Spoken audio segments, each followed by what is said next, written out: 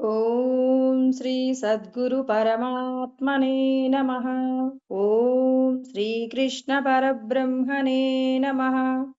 ఓం గురుర్బ్రహ్మా గురుర్విష్ణుః గురుర్దేవో మహేశ్వరః. గురుః సాక్షాత్ పరబ్రహ్మ తస్మై శ్రీ గురవే నమః. ఓం శ్రీ గురుభ్యో నమః. యస్య ప్రసాదాదహమేవ సర్వం మయ్యేవ సర్వం పరికల్పితం చ ఇత్థం విజానామి సదాత్మరూపం తస్యాంగ్రి పద్మం ప్రణతోస్మి నిత్యం. శ్రీ శ్రీ దయానంద షేక్ బురహానుద్దీన్ సద్గురు ప్రభు మహారాజుకు జై. మాతా శిలార్ బీబీ అమ్మగారికి జై. శ్రీ శ్రీ నిజానంద మిట్టపల్లి సత్యనారాయణ సద్గురు ప్రభు మహారాజుకు జై. మాతా చంద్రమాంబ అమ్మగారికి జై. శ్రీ శ్రీ నిశ్చలానంద మిట్టపల్లి సుబ్బారావు సద్గురు ప్రభు మహారాజుకు జై. మాతా సీతారత్నమ్మ అమ్మగారికి జై.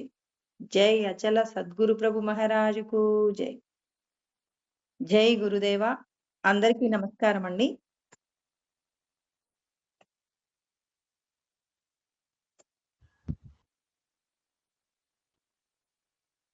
అందరికీ నమస్కారం అండి.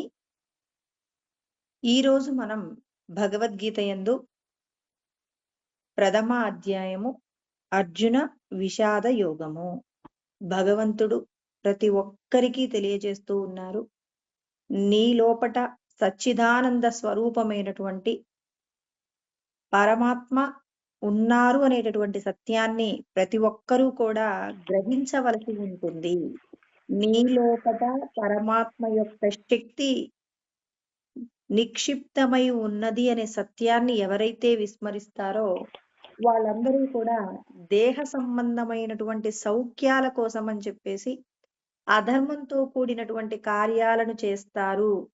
ఆ అధర్మాన్ని ఎవరైతే ప్రోత్సహిస్తున్నారు అంటే అంటే ఎవరైనా అధర్మంతో కూడినటువంటి పాపపు కర్మలను చేస్తున్నారు, అబద్ధములను ఆడుతూ ఉన్నారు, అసత్యాన్ని నిరంతరము కూడా ఉచ్చరించే ప్రయత్నం చేస్తున్నారు, పాప కార్యాలను చెయ్యడానికి ఎవరి మనసు సిద్ధంగా ఉంటుంది అంటే ఈ దేహమే నేను అనేటటువంటి భ్రాంతి కలిగిన వాళ్ళందరూ కూడా ఈ క్షణంలో కలిగే ఆనందం కోసం పాపముతో కూడినటువంటి కార్యాచరణ చేసే ప్రయత్నం చేస్తారు.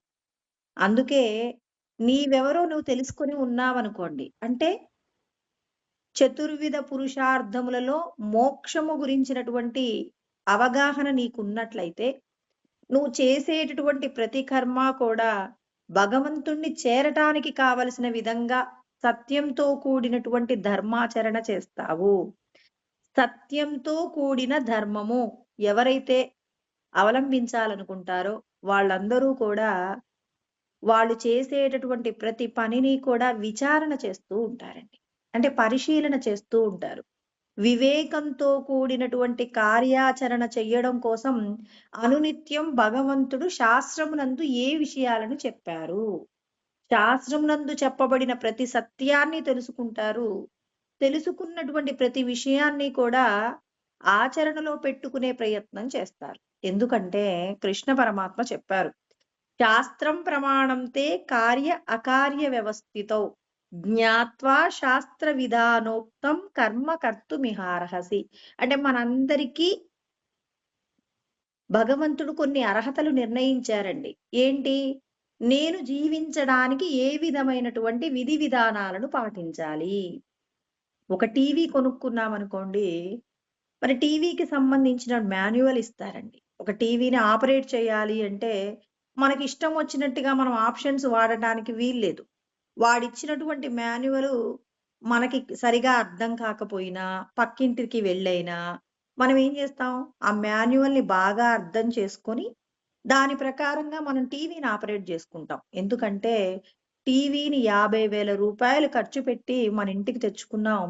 ఏదో ఒక ఆప్షన్ నొక్కితే టీవీ పాడైంది అంటే మళ్ళీ దాన్ని రిపేర్ అంటే మళ్ళీ ఒక 5,000, 10,000 రూపాయలు ఖర్చవుతుందన్న భయంతో మరి ఆ టీవీని జాగ్రత్తగా వాడుతూ ఉంటామండి. మరి మనకు భగవంతుడిచ్చినటువంటి మానవ ఉపాధి ఎన్ని లక్షల కోట్ల జన్మలలో మనం చేసినటువంటి పుణ్యం ఉంటేనో మనం మనిషిగా పుట్టామండి. 84 లక్షల రకాల ఉపాధులలో నువ్వు మనిషిగా పుట్టావు అంటే నీ యొక్క ప్రయత్నం ఎంత? ఒక టీవీని కొనడానికి 50,000 రూపాయలు ఖర్చు చేశానని అని మనం ఆ టీవీని వాడటంలో మెలకువలు తెలుసుకొని మనం టీవీని వాడుకుంటున్నాం. మన శరీరాన్ని మనం పొందడానికి ఎంతగా శ్రమించామో మనకు తెలియదు కాబట్టి, అంటే మనం మరచిపోయామండి. మనకు తెలియదు కాబట్టి మనం ఏం చేస్తున్నామంటే మన యొక్క మానవ శరీరాన్ని కేవలం ఇప్పటి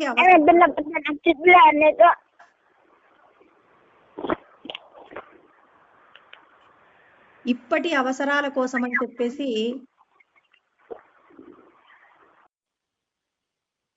మన యొక్క ఇప్పటి అవసరాల కోసం అని చెప్పేసి మనం ఏం చేస్తుంటామంటే భగవంతుడు చెప్పినటువంటి భగవద్గీతను అధ్యయనం చేయకుండానే మన జీవితాలన్నింటినీ గడిపేస్తూ ఉన్నామండి. పరమాత్మ నువ్వు మనిషిగా జీవించాలి అంటే భగవంతుడు మనందరికీ కూడా అందించినటువంటి మాన్యువల్ ఏంటి అంటే భగవద్గీత. సమస్త ఉపనిషత్తుల యొక్క సారమంతా కూడా రంగరించి భగవద్గీత యందు మనకు అందించడం జరిగింది. భగవద్గీత యందు చెప్పబడిన విషయాలను ఎవరైతే తెలుసుకోవడానికి ఇష్టపడటం లేదో, తెలుసుకున్న వాటిని ఎవరైతే ఆచరించడానికి ప్రయత్నం చేయటం లేదో, ఇంకా భగవద్గీతను ఎవరైతే తెచ్చి ఇంట్లో పెట్టుకోలేకపోయారో, తెచ్చుకున్నా ఇంకా చదవటం వినటం ప్రారంభించలేకపోయారో వాళ్ళందరూ కూడా మానవ జీవితాన్ని వృధా చేసుకుంటున్నారు అనటంలో ఏమాత్రం అతిశయోక్తి లేదు. టీవీ కొన్నప్పుడు టీవీని వాడటానికి మాన్యువల్ని కష్టపడి చదివినట్టుగా మన యొక్క జీవితాన్ని ఉద్ధరించుకోవడానికి భగవద్గీతను ఎందుకు మనం అధ్యయనం చేయటం లేదు? అంటే మన యొక్క శరీరానికి సంబంధించిన కర్మలు ఎలా చేయాలి, ఈ కర్మలను అంటే భగవంతుడు నిర్ణయించిన విధంగా కర్మలు చేయనప్పుడు నీలో ఉన్నటువంటి సత్య వస్తువును తెలుసుకోవడానికి కావలసిన ప్రయత్నం నువ్వు ఇంకా ప్రారంభించి ఉండరు. అంటే భగవద్గీత చదవని వాళ్ళందరూ కూడా మరి ఈ జన్మను వృధా చేసుకుంటున్నారా అంటే ఖచ్చితంగా చేసుకుంటారండి. వాళ్ళు ఎన్నో రకాలైనటువంటి పుణ్యకార్యాలను చేస్తూ ఉండవచ్చు. యజ్ఞయాగాది క్రతువులు చేస్తుంటారు, తర్వాత దేవాలయాలు కట్టిస్తుంటారు, తర్వాత దాన ధర్మాలు చేస్తుంటారు. ఎన్ని చేసినా తాను ఎవరు అంటే నేను ఆత్మస్వరూపమే అని అనకుండా ఈ దేహానికి సంబంధించి నేను పుణ్యకార్యాలు చేస్తున్నాను, పుణ్యకార్యాల ద్వారా నేను స్వర్గాన్ని పొందుతాను, అక్కడ సుఖవంతమైన జీవితాన్ని గడుపుతాను అని చెప్పేసి మన యొక్క జీవితాన్ని మనం కొద్ది రోజులు సుఖం అనుభవించడం కోసం కనుక మనం మన యొక్క కర్మలను చేసి ఉంటే, అంటే మనం చేసేదంతా పుణ్యకార్యాలేనండి. భగవంతుడు ఏమంటారు, నువ్వు చేసే ప్రతి పుణ్యకార్యాన్ని కూడా ప్రతిఫలాన్ని కోరకుండా నువ్వు కర్మ చెయ్యి అంటే ఈ మాటకి కూడా కొంతమందికి కోపం వస్తుందేమో. నేను ఒక పనిని చేస్తే, దానం చేస్తే, ధర్మం చేస్తే నేను భగవంతుడి నుండి ఏదీ కోరుకోను, భగవంతుడు నాతో ఈ పని చేయిస్తున్నారని నేను చేస్తున్నాను, మరి ఇంకెందుకు నాకు భగవద్గీత అని అంటే భగవంతుడు మనందరికీ చెప్తున్నారండి, నువ్వు చేసేటటువంటి కర్మ యొక్క ఫలితాన్ని విడిచిపెడుతున్నావు. నీకు ఇష్టమైనటువంటి దైవాన్ని పూజిస్తున్నావు. ఉదాహరణకి రాముడిని పూజిస్తున్నారనుకోండి, రాముడికే కర్మ యొక్క ఫలితాలను అర్పిస్తున్నారు. ఎందుకు అర్పిస్తున్నారు? భగవంతుడు అందరూ కూడా సంతోషంగా ఉండాలని చెప్తున్నారు కాబట్టి నేను చేసిన ప్రతి కర్మ యొక్క ఫలితాన్ని నా రాముడికే అర్పిస్తున్నారంటున్నారు. మరి రాముడు ఎక్కడున్నాడు? రాముడు ఎక్కడ ఉన్నారంటే మా ఊళ్ళో ఉన్న దేవాలయంలో ఉన్నారు, లేదు మా పూజా గదిలో ఉన్నటువంటి రాముడి యొక్క విగ్రహంలో ఉన్నాడు. ఆయన మీద ఉన్నటువంటి భక్తి చేతనే నేనేం చేస్తున్నాను, ఇన్ని రకాలైనటువంటి కార్యాలు చేస్తున్నారు. మరి ఇక్కడ మనం అర్థం చేసుకోవలసినటువంటి సత్యం ఏంటంటే రాముడు ప్రతి ఒక్క ప్రాణి యందు కూడా ఉన్నాడు అనే సత్యం తెలుసుకొని మనం చేసేటటువంటి ప్రతి కర్మ నీకు నువ్వే చేసుకున్నట్టుగా భావన చేయగలిగిన స్థితికి నువ్వు ఎదగాలి అంటే నీవెవరో నీకు తెలియాలి. నీవెవరు అంటే ఆత్మస్వరూపమే నీవు, సాక్షాత్తు నువ్వు కూడా ఆ భగవంతుడి యొక్క అంశమే అయ్యున్నావు. నిన్ను నువ్వు తెలుసుకోవాలి అంటే నువ్వు సద్గురువు యొక్క పాదం పట్టి సద్గురువు ద్వారా నీలో ఉన్న సత్య ఆత్మ గురించి నీవు అధ్యయనం చేయవలసి ఉంటుంది. నీ యొక్క అధ్యయనం ముందుకు పోవాలి అంటే నువ్వు చేసే ప్రతి పని ఎవరి కోసం చేస్తున్నావు? నిన్ను నువ్వు ఉద్ధరించుకోవడానికి చేస్తున్నావు. అంటే నీ లోపట ఉన్నటువంటి ఈ దేహమే నేను అనేటటువంటి మాలిన్యాన్ని కడిగి వేయడానికి, నీ దేహమే దేవాలయము అనేటటువంటి భావనను పెంపొందించుకోవడానికి, నీ హృదయ మందిరంలో ఉన్న పరమాత్మ యొక్క శక్తి మీద ఉన్నటువంటి త్రిగుణాల మాయను కరిగించడం కోసం ఏం చేయాలి? త్యజేద్ అజ్ఞాన నిర్మాల్యం. ఈ దేహమే నేను అనేటటువంటి భావన విడిచిపెట్టి నేను సచ్చిదానంద స్వరూపమైనటువంటి ప్రజ్ఞాన ఘనరూపమే అనేటటువంటి భావన మన మనస్సులో నిలబడాలి అంటే ఖచ్చితంగా భగవద్గీత ఎందుకు చెప్పబడింది, భగవద్గీతలో చెప్పబడినటువంటి విషయాలన్నింటినీ నేను అధ్యయనం చేయడం వల్ల నాకేంటి ప్రయోజనం అంటే నన్ను నేను ఉద్ధరించుకోవడానికి కావలసిన మెలకువలు పరమాత్మ చెప్తారు. మొట్టమొదట మనకు ఒక ధైర్యం ఏంటంటే నువ్వు భగవంతుడి యొక్క సంతానము. ఈ దేహానికి సంబంధించి సంపదలు ఉండవచ్చు, తల్లిదండ్రులు ఉండవచ్చు, భార్యా పిల్లలు ఉండవచ్చు. ఇవన్నీ కూడా ఈ శరీరం ఉన్నంత వరకే ఉంటాయి. ఈ శరీరం పడిపోయిన తర్వాత కూడా నాకు ప్రయాణం ఉంది. ఈ శరీరం పుట్టక ముందు కూడా నేను పుట్టి ఉన్నాను. అవ్యక్తాదీని భూతాని వ్యక్త మధ్యాని భారత అవ్యక్త నిధనాన్యేవ తత్రకా పరిదేవన అని చెప్పేసి కృష్ణ పరమాత్మ చెప్తారండి. 2వ అధ్యాయం 28వ శ్లోకంలో చెప్తారనమాట. అంటే ఇప్పుడు ఈ శరీరంతో ఉన్నప్పుడు నేనున్నాను, ఈ శరీరం రాక పూర్వము కూడా నేనున్నాను, ఈ శరీరం పడిపోయిన తర్వాత కూడా నేనుంటాను అనేటటువంటి జ్ఞానాన్ని మీరు తెలుసుకోవలసి ఉంటుంది అని కృష్ణ పరమాత్మ చెప్తున్నారు. ఈ దేహం మీరు కాదు అన్నప్పుడు దేహ సంబంధమైన సుఖ దుఃఖాలు కూడా మిమ్మల్ని ఎక్కువగా ఇబ్బంది పెట్టవు. ఎవరికైనా ఒక కష్టం వస్తే ఏమనుకుంటారండి? ఈ కష్టంను నేను ఇక దాటలేనేమో, ఈ కష్టం నుంచి నేను బయటపడాలంటే నాకు మరణమే శరణ్యము అని ఎంతో మంది ఆత్మహత్యలు చేసుకుంటూ ఉన్నారు. కానీ ఈ క్షణాలనేవి శాశ్వతం కాదని, ఈ క్షణం తదనంతరం మనకి సుఖం ఉంటుంది అనే సత్యం తెలిసినటువంటి వాళ్ళు మాత్రమే కష్టంని ఓర్చుకునేటటువంటి ప్రయత్నం చేస్తారు. కాబట్టి ఇక్కడ అర్జునుడికి కూడా కలిగినటువంటి విషాదం ఏమిటి అంటే తన లోపట ఉన్న సత్య వస్తువు గురించినటువంటి జ్ఞానము తనకు లేదు. కాబట్టి తాను తనని ఇబ్బంది పెట్టినటువంటి తన యొక్క పెదనాన్నగారి యొక్క కొడుకుల్ని చంపాలనేటటువంటి ఉద్దేశము చేత తనకున్నటువంటి పౌరుష పరాక్రమాలు ఏమంటే తాను అస్త్రములను శస్త్రములను ఎన్నింటినో సంపాదించి ఉన్నాను, సాక్షాత్తు పరమేశ్వరుణ్ణే మెప్పించి పాశుపతాస్త్రం పొంది ఉన్నాను, నా దగ్గర ఉన్నటువంటి ఏవైతే నా దగ్గర ఉన్నటువంటి అస్త్రములు శస్త్రములు ఉన్నాయో ఇవన్నీ కూడా మరి శత్రుపక్షంలో ఉన్న వాళ్ళందరినీ కూడా సంహరించడానికి కావలసిన విధంగా సమకూరి ఉన్నాయి. కాబట్టి నేనెవరినైనా చంపగలను అనేటటువంటి అహంకారము ఇతని లోపల ప్రవేశించింది. కాబట్టి మరి ఈ అహంకారంతోనే కృష్ణ పరమాత్మను అన్నారు, సేనయోరుభయోర్ మధ్య రథం స్థాపయమేచ్యుత అన్నారు.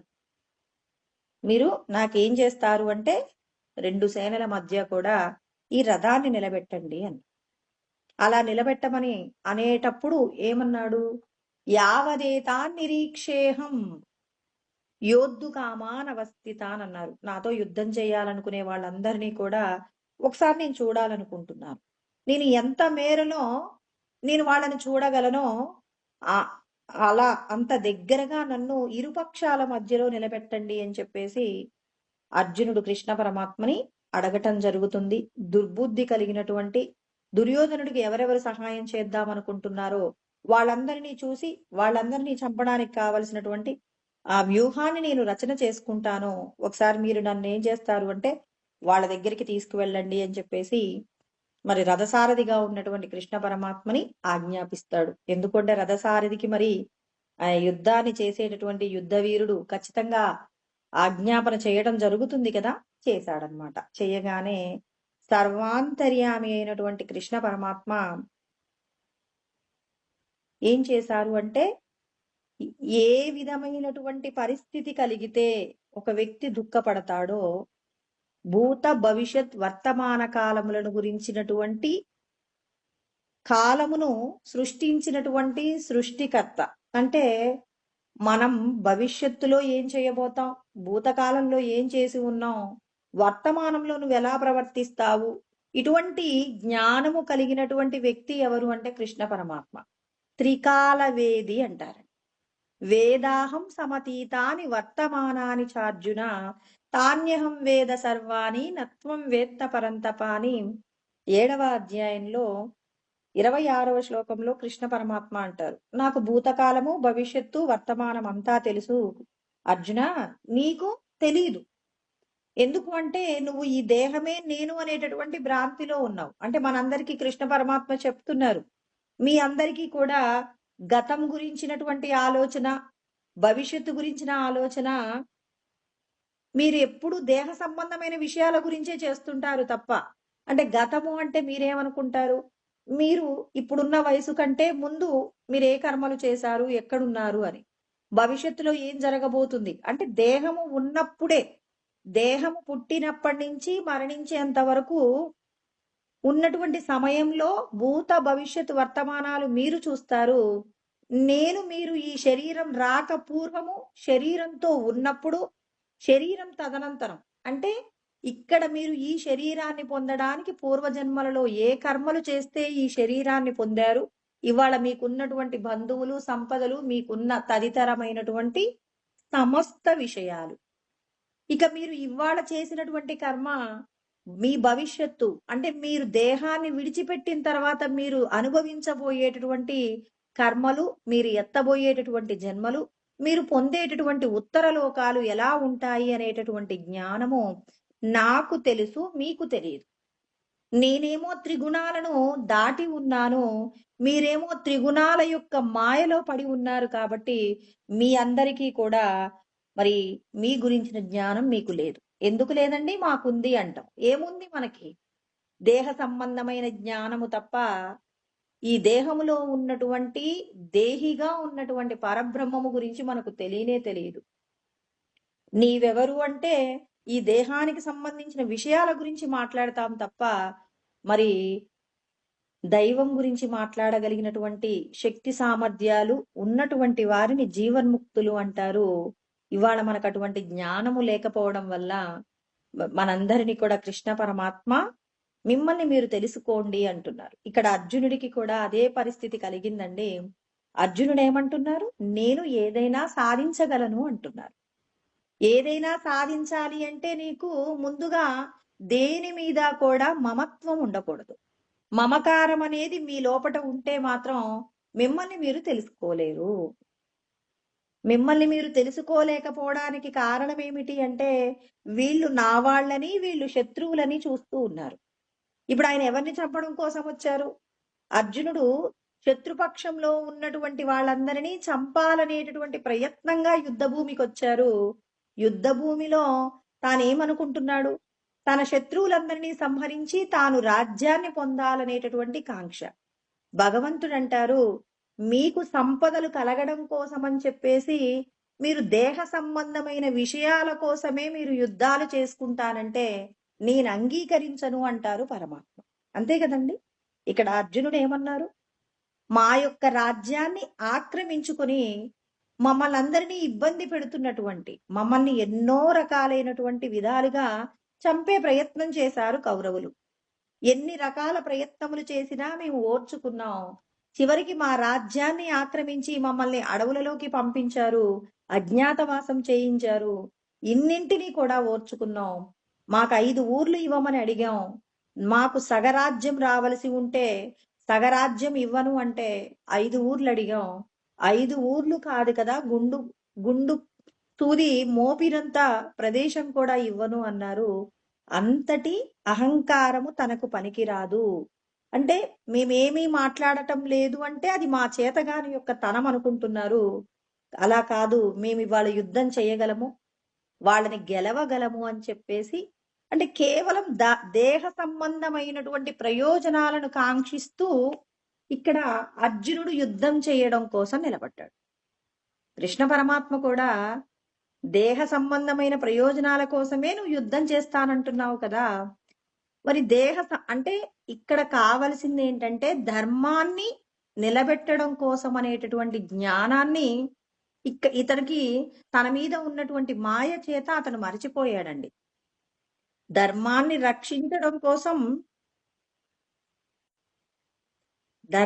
రక్షించడం కోసం అనేటటువంటి మాట ఇక్కడ అర్జునుడి యొక్క హృదయమునందు కాస్త కనుమరుగై ఉన్నట్టుగా కనపడింది కాబట్టి ఇప్పుడు కనుమరుగైపోవడానికి ఇంకాస్త లోతులోకి తీసుకువెళ్ళడం కోసం ఇప్పుడు ఏంటి, తమను ఇబ్బంది పెట్టినటువంటి వారిని ఇబ్బంది పెట్టే ప్రయత్నం. మనం కూడా అలాగే ఉన్నాం కదండి.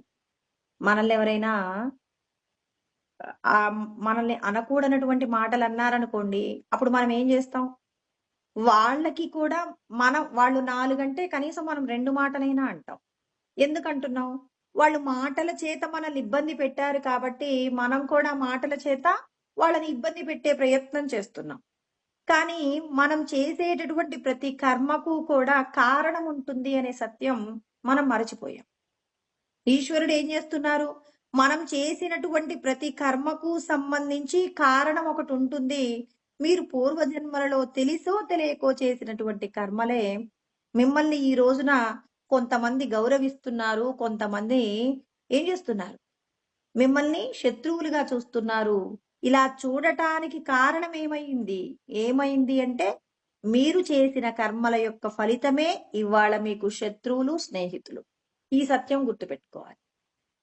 అంటే మనం ఎన్ని దేహాలను పొందినా మనము దేహ సంబంధమైనటువంటి విషయాలలో అహంకారము, మమకారాన్ని విడిచిపెట్టకుండా జీవిస్తున్నంత కాలం అనేక రకములైనటువంటి దేహాలను పొందుతూనే ఉంటాం. పూర్వము కూడా మనం ఎన్నో రకాలైనటువంటి దేహాలను పొంది ఉన్నాం. ఇప్పుడు అక్కడ మనం చేసినటువంటి పుణ్యకర్మల వల్ల భగవంతుణ్ణి తెలుసుకోగలిగిన మానవ ఉపాధి దొరికింది.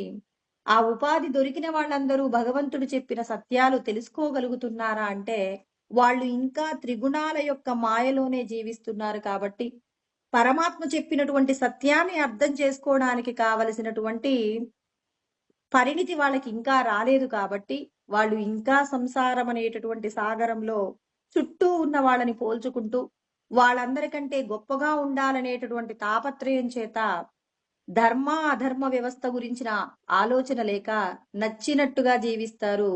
నచ్చినప్పుడు ఎవరికైనా సహాయం చేస్తారు, నచ్చనప్పుడు సంపదలను దాచిపెట్టుకునే ప్రయత్నం చేస్తారు.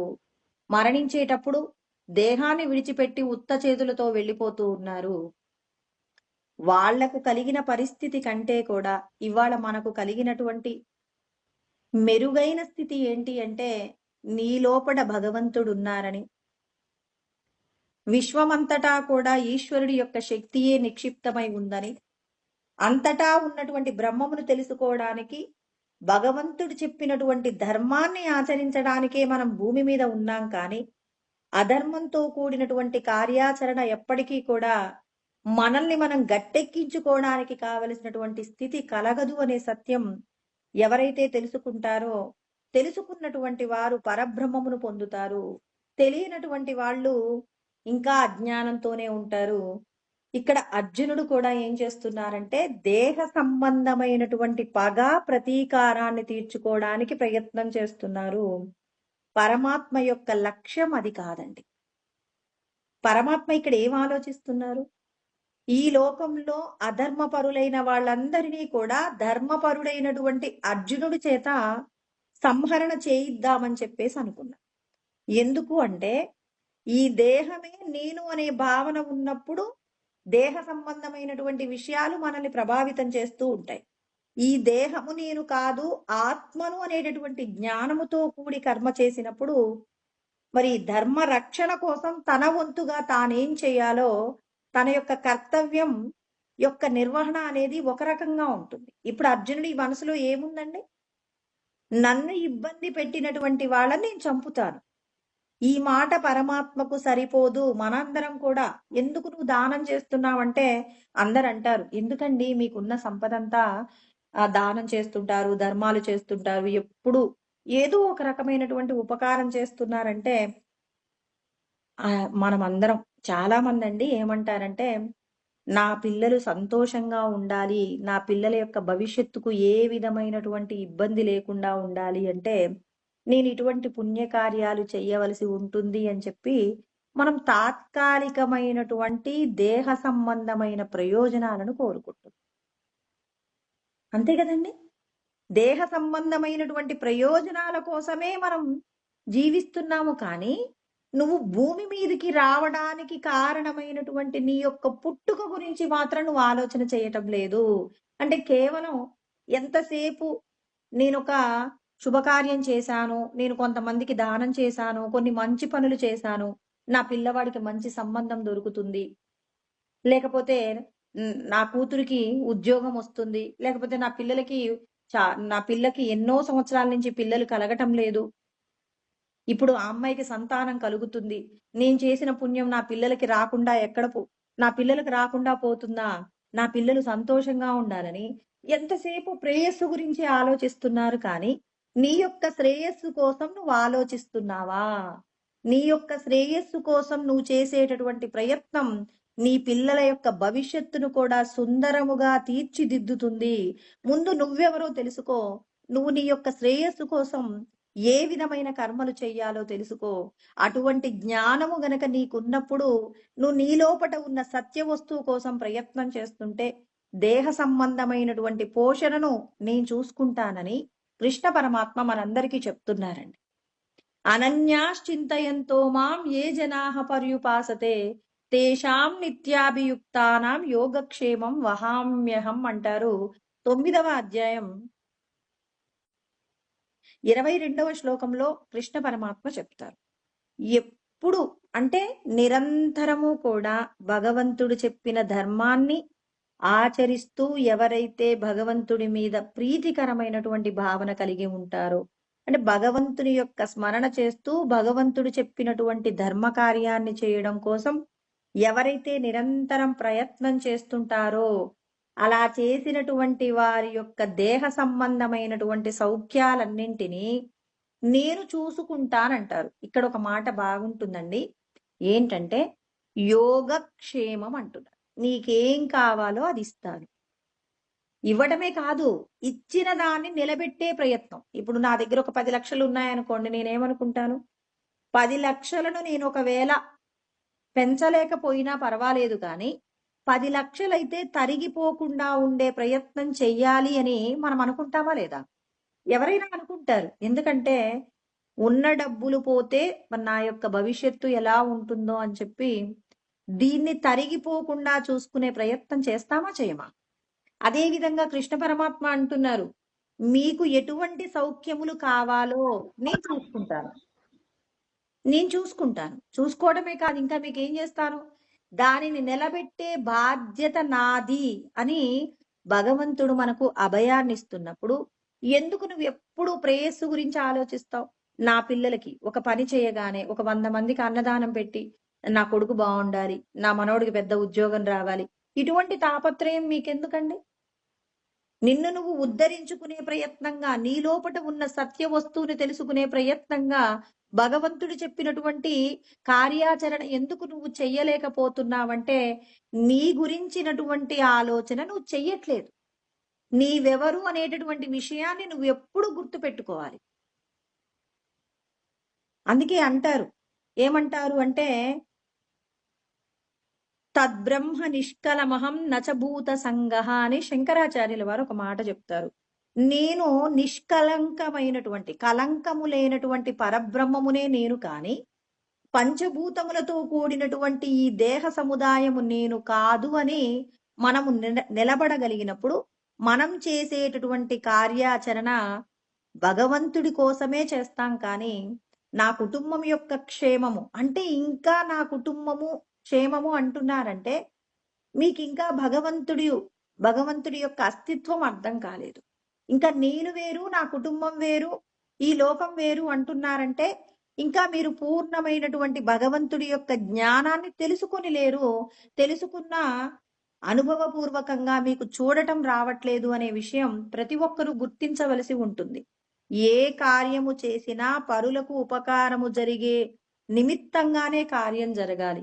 భగవంతుడి యొక్క జ్ఞానము నాకుంది అన్నప్పుడు నేను 10 మంది కోసం ఉపకారం జరిగేలాగా ప్రవర్తించాల్సి ఉంటుంది. కానీ అంటే జ్ఞాన పర్యంతం భగవంతుడి యొక్క జ్ఞానము అధ్యయనం చేసిన వాళ్ళందరూ కూడా పరులకు ఉపకారము చేసేటటువంటి ప్రయత్నంగానే కర్మలు చెయ్యాలి. కానీ తన స్వలాభం కోసం అని చెప్పేసి కర్మలు చేసినటువంటి వారు వృద్ధిలోకి రాలేరు. వచ్చినప్పటికీ అది శాశ్వతం కాదు అనే సత్యం గుర్తుపెట్టుకోవాలి. కర్మనైవ హి సంసిద్ధిం ఆస్థితా జనకాదయః లోక సంగ్రహమేవాపి సంపశ్యన్ కర్తుమర్హసి అన్నారు. జనకుడు లాంటి వాళ్ళు ఏం చేశారు? లోకాలను ఉద్ధరించే ప్రయత్నంగానే కర్మ చేశారు. కానీ తమ యొక్క స్వప్రయోజనం కోసం ఏనాడు కూడా కర్మ చేయలేదు. అంటే లోకాన్ని ఉద్ధరించడం కోసం, లోకానికి ఉపకారం చేయడం కోసం, పరులకు మంచి చేయడం కోసమే కర్మ చేశారు.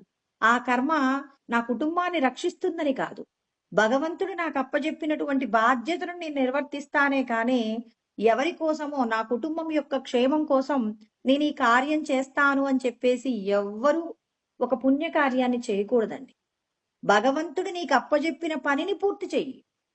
భగవంతుడు నీకు ఏదైతే అప్పజెప్పారో దానిని చేసేటప్పుడు ధర్మంతో కూడిన కార్యాచరణ చెయ్యి. పరులకు ఉపకారం కలిగే నిమిత్తంగా ఎవరి జీవితం అయితే ముందుకు సాగుతుందో అటువంటి వారి యొక్క జీవితం మరి పరమాత్మను మాత్రమే చేరుతుంది తప్ప ఇక అన్యమైనటువంటి మరలా జన్మించగలిగిన స్థితికి నువ్వు ఎప్పటికీ కూడా వెళ్ళవు అనే సత్యం గ్రహించాలి అంటున్నారు ఇక్కడ కృష్ణ పరమాత్మ చెప్తున్నారు. అర్జునుడికి కలిగినటువంటి సందేహం ఏమిటి ఇక్కడ అంటే సందేహం కలగలేదండి, నేనేదైనా చేయగలను అంటున్నాడు. ఎప్పుడు కలగబోతుంది తనకి? నేను చేసేటటువంటి పని మంచిదా చెడ్డదా అని ఎప్పుడు ఆలోచిస్తారు అంటే ఇక కృష్ణ పరమాత్మ తనకు చూపించేటటువంటి సత్యాన్ని ఎప్పుడైతే దర్శనం చేస్తారో దర్శనం చేసిన మరుక్షణంలో అర్జునుడికి కలిగినటువంటి మాయ ఇంకొక వైపు తిరుగుతుంది. అంటే ఇప్పటి వరకు మనసులో కోపం ఉన్నంత వరకు ఒక వ్యక్తి మీద నాకు కోపంగా ఉందనుకోండి, అతడు చేసినటువంటి చెడ్డ విషయాలు అంటే నన్ను ఇప్పటి వరకు బాధ పెట్టడం కోసం అతడు చేసిన ప్రతి ప్రయత్నాన్ని గుర్తు చేసుకున్నప్పుడు నా మనసు ఏం చేస్తుంది? ఎప్పుడెప్పుడు వాళ్ళకి చెడు జరుగుతుందా, వాళ్ళు ఏడుస్తున్నారు అంటే విందామా అని చెప్పేసి మన మనసు నిరంతరం ఎదురు చూస్తుందండి. ఎందుకు? నా మనసు నిండా నేను ఎటువంటి ఆలోచనలు నింపానంటే వాళ్ళు చెడ్డవాళ్ళు అని చెప్పేసి నింపామండి. ఇప్పుడు మనకేదో ఒక చిన్న ప్రమాదం జరిగిందండి. ఆ ప్రమాదంలో మనల్ని ఎవ్వరూ రక్షించలేదు. ఇప్పటి వరకు మనం ఎవరి గురించి అయితే చెడ్డవాళ్ళు అనుకుంటున్నామో వాళ్ళే మనకు ఉపకారం చేశారండి. ఇప్పుడు ఉపకారం చేయగానే ఇప్పుడు ఏమనుకుంటున్నాం మళ్ళీ? అయ్యో ఇంత మంచి వాళ్ళని నేనేంటి, ఎప్పుడో పొరపాటున చిన్న చిన్న తప్పులు చేసి ఉన్నారు, అలా తప్పులు చేసి ఉన్నటువంటి వీళ్ళని నేను చెడ్డవాళ్ళు అనుకున్నాను, వీళ్ళకేదో చెడు జరగాలనుకున్నాను, ఇవాళ చూడు వీళ్ళు మనకు ఉపకారం చేశారని మన మనసును మళ్ళీ వెంటనే ఎడుదిప్పుతున్నాం. మళ్ళీ వాళ్ళ వైపు వాళ్ళు చేసినటువంటి మంచి పనులు ఉంటాయి. ప్రతి వ్యక్తి కూడా మంచి చెడు రెండు ఉంటాయండి ప్రతి ఒక్కరి కర్మలో కూడా. మరి చెడును గురించి ఇప్పుడు ఏం చేస్తున్నావు? విడిచిపెట్టి మనసుకు మళ్ళీ నేర్పిస్తున్నాం, నువ్వు మంచి గురించే ఆలోచించు అన్నప్పుడు మనసు ఏం చేస్తుంది?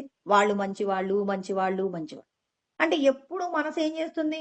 మనల్ని ఇబ్బంది పెట్టిన వాళ్ళ గురించి చెడు, మనల్ని సంతోషపెట్టిన వాళ్ళ గురించి మంచి.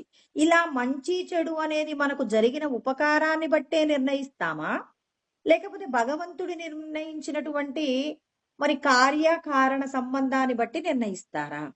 మనం పూర్వజన్మలలో చేసినటువంటి కర్మయే ఇవాళ మనకి నష్టం జరుగుతుంది, పూర్వజన్మలలో మనం చేసినటువంటి కర్మయే ఇవాళ మనకు మంచి జరుగుతుంది అని భగవంతుడే మన చేత పాపపుణ్యములను అనుభవింప చేయిస్తున్నారని, మనకొచ్చినటువంటి దుఃఖం మనం చేసుకున్నటువంటి కర్మ ఫలితమే అని, మనం అనుభవించేటటువంటి సుఖం మన యొక్క కర్మ ఫలితమే అని ఎవరైతే సత్యాన్ని దర్శనం చేసే విధంగా జ్ఞానాన్ని అధ్యయనం చేస్తారో అలా చేసినటువంటి అధ్యయనం వల్ల భగవంతుడి యొక్క గొప్పతనాన్ని తెలుసుకొని భగవంతుడు చెప్పినటువంటి లోక ఉపకార కార్యాలన్నీ చేయడం కోసం నిరంతరం మన యొక్క అడుగులు వేస్తూ ఉంటాయండి. ఇక్కడ అర్జునుడు చూయించమని అన్నప్పుడు చూయించాడండి. సేనయోరుభయోర్మధ్యే స్థాపయిత్వా రథోత్తమం. కృష్ణ పరమాత్మ ఇరు సేనల మధ్యలో అంటే తాను ఎవరెవరిని చంపవలసి ఉంటుందో వాళ్ళకి సంబంధించినటువంటి ఆ శత్రువులందరినీ కూడా ఎదురుగా నిల్చోబెట్టి తన సైన్యము తర్వాత తన సైన్యానికి ఎదురుగా ఉన్నటువంటి శత్రుపక్షంలో ఉన్నటువంటి సైన్యాన్ని రెండు కూడా ఎదురెదురుగా నిలబడతాయి కదండి యుద్ధంలో. అలా నిలబడ్డప్పుడు ఆ మధ్యలో నిలబెట్టారనమాట. ఇప్పుడు కృష్ణ పరమాత్మ అంటున్నారు. అంటే ఈ విషయాన్ని సంజయుడు ధృతరాష్ట్రుడితో చెప్తున్నారు. ఇక్కడ కురుక్షేత్ర సంగ్రామంలో కృష్ణుడు అర్జునుడితో మాట్లాడుతున్నారనమాట. భీష్మ ద్రోణ ప్రముఖతః సర్వేషాం చ మహీక్షితాం ఉవాచ పార్థ పశ్యైతాన్ సమవేతాన్ కురునితి. అర్జున, ఇప్పుడు ఒకసారి నువ్వు ఎవరెవరితో యుద్ధం చేయాలో ఒకసారి చూడు అని చెప్పేసి మరి భీష్ముడు ద్రోణుడు ఎదురుగా ఉండి మరి ఆయనతో పాటుగా ఇతని యొక్క తాతలు తండ్రులు అందరూ కూడా అక్కడ ఉన్నారు. ఇటువైపు పక్షంలో తన పక్షంలో ఉన్న వాళ్ళని చూస్తున్నాడు. తర్వాత తన ఎదురుగా ఉన్నటువంటి మరి శత్రుపక్షంలో ఉన్నటువంటి తనను పెంచినటువంటి తండ్రి మరణిస్తే తాతగారు భీష్మాచార్యుల వారే పెంచుతారండి. తాతగారిని అర్జునుడు నాన్న నాన్న అని పిలుస్తుంటే భీష్ముడు అంటారట, నాయనా నేను తాతనిరా నాన్నని కాదు అని చెప్పేసి బుజ్జగించి ఎన్నో రకాలైనటువంటి విద్యలను నేర్పించి ఇంత వాడిని చేసినటువంటి తాతగారు ఎన్నో రకాల ఈ లోకంలోనే మిమ్మల్ని గొప్పగా విలుకాడిని చెయ్యగలను అని చెప్పేసి మరి ద్రోణాచార్యుల వారు ఎన్నో రకాలైనటువంటి కొడుకుకు కూడా నేర్పించినటువంటి విద్యలన్నింటినీ కూడా మరి ద్రోణాచార్యుల వారు నేర్పి ఉన్నారు. ఇంకా అనేక మంది తాతలు తండ్రులు అందరూ కూడా ఉన్నారండి. మరి ఇంత మంది ఎదురుగా ఉన్నటువంటి వాళ్ళను ఏం చేశారు అనంటే మరి వాళ్ళందరినీ కూడా చూపించాడండి. అలా చూపించగానే ఇప్పుడు చూస్తున్నాడు అనమాట. నువ్వు చూడు, ఒకసారి చూడు, మీ సైన్యంలో ఉన్న వాళ్ళందరినీ కూడా ఒకసారి చూడు అన్నాడు. చూడు అనగానే చూస్తున్నాడండి. తత్రా పశ్య స్థితాన్ పితృనత పితామహాన్ ఆచార్యాన్ మాతులాన్ భ్రాతృన్ పుత్రాన్ పౌత్రాన్ సఖీంస్తదా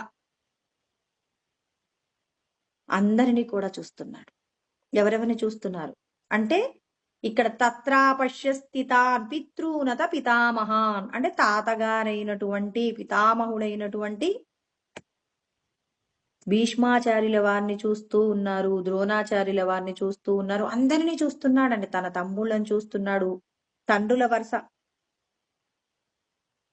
వరుస అయినటువంటి వాళ్ళను చూస్తున్నాడు, తన యొక్క సోదరులను చూస్తున్నారు, సోదరుడి యొక్క కొడుకులను చూస్తున్నారు, మనుమళ్లను చూస్తున్నారు, తన యొక్క స్నేహితులను చూస్తున్నారు, అందరినీ చూస్తున్నారండి. ప్రతి ఒక్కరిని చూస్తున్నారు.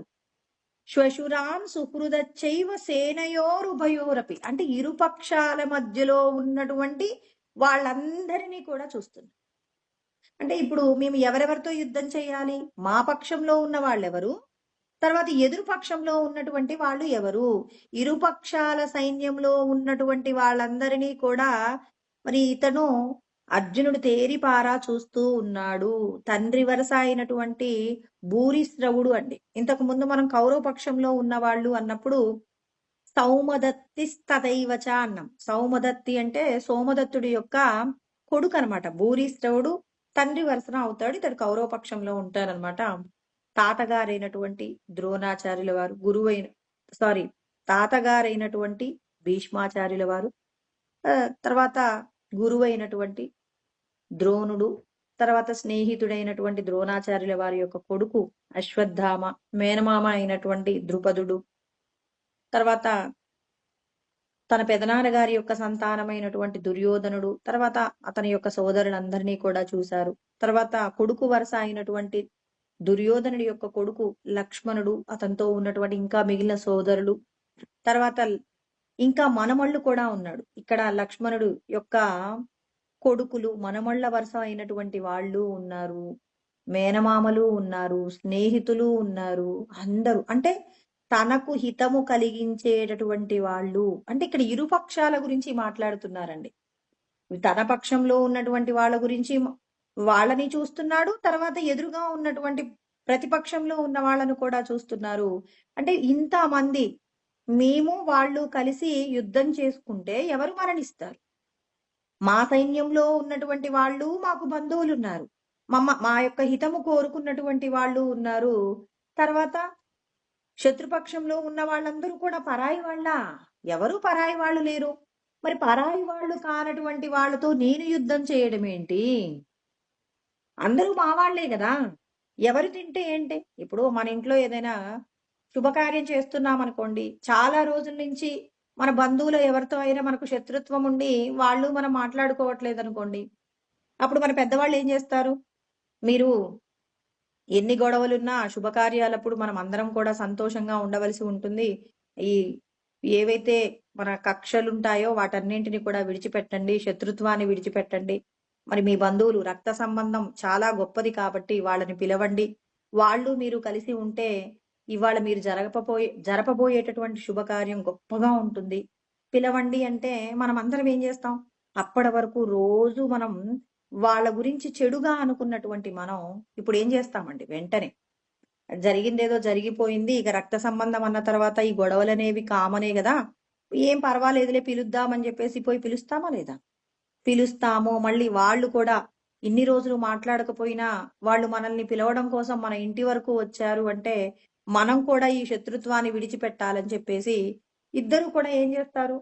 శుభకార్యానికి హాజరు కావడం జరుగుతుంది. ఎందుకు? అంటే రక్త సంబంధంలో కోపతాపాలన్నీ కూడా కరిగిపోతాయండి. ఒక శుభకార్యం జరిగింది అంటే మనం అందరూ కూడా కలిసిపోయేటటువంటి ఆచారం అనేది అనాదిగా జరుగుతూ వస్తుంది. ఇవాల్టికి ఇవాళ వచ్చిందేం కాదండి. మరి ఇక్కడ అర్జునుడికి కలిగినటువంటి ఏదైతే ఈ మోహం ఉందో, ఈ మోహం కూడా మనకు కలిగిందే కదండీ అర్జునుడికి కూడా. అర్జునుడికి ఏమైనా ప్రత్యేకంగా వేరు విధంగా కలిగింది. మాకు కలగనటువంటి మోహమే అర్జునుడికి కలిగిందా? మనందరికీ ఉన్నటువంటి ఆ మోహమే అతనికి కూడా కలిగింది. అయ్యో! యుద్ధం చేసుకొని ఇంతమంది చనిపోవడం కంటే మేము అన్నదమ్ములం గనక మేము యుద్ధం చేయను అంటే హాయిగా మా మాకు సంబంధించిన వాళ్ళు వాళ్ళ రాజ్యాలు వాళ్ళకున్నాయి. వాళ్ళు సంతోషంగా ఉంటారు. మా రాజ్యాన్ని గనక మా సోదరులకి ఇచ్చేస్తే వీళ్ళు సంతోషంగా ఉంటారు. అంతేకాని ఎందుకు చంపుకోవడం ఎందుకు? ఇంతమంది చనిపోవాలా? శ్వశురాన్ సుహృదశ్చైవ సేనయోరుభయోరపి తాన్ సమీక్షస కౌంతేయః సర్వాన్ బంధూనవస్థితాన్.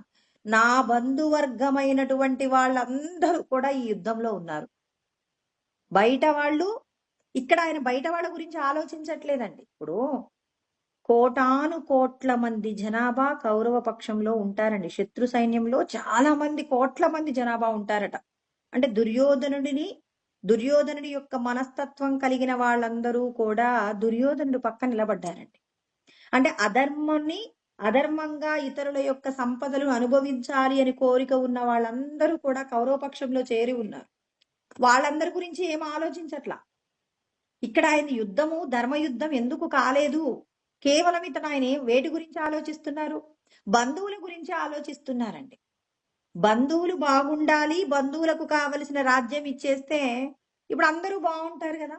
అంటే బంధు ప్రీతి చేత తనేమనుకుంటున్నాడు, వాళ్ళందరినీ చూడగానే ఒక్కసారిగా తన లోపటి నుంచి కనికరం వచ్చేసిందండి.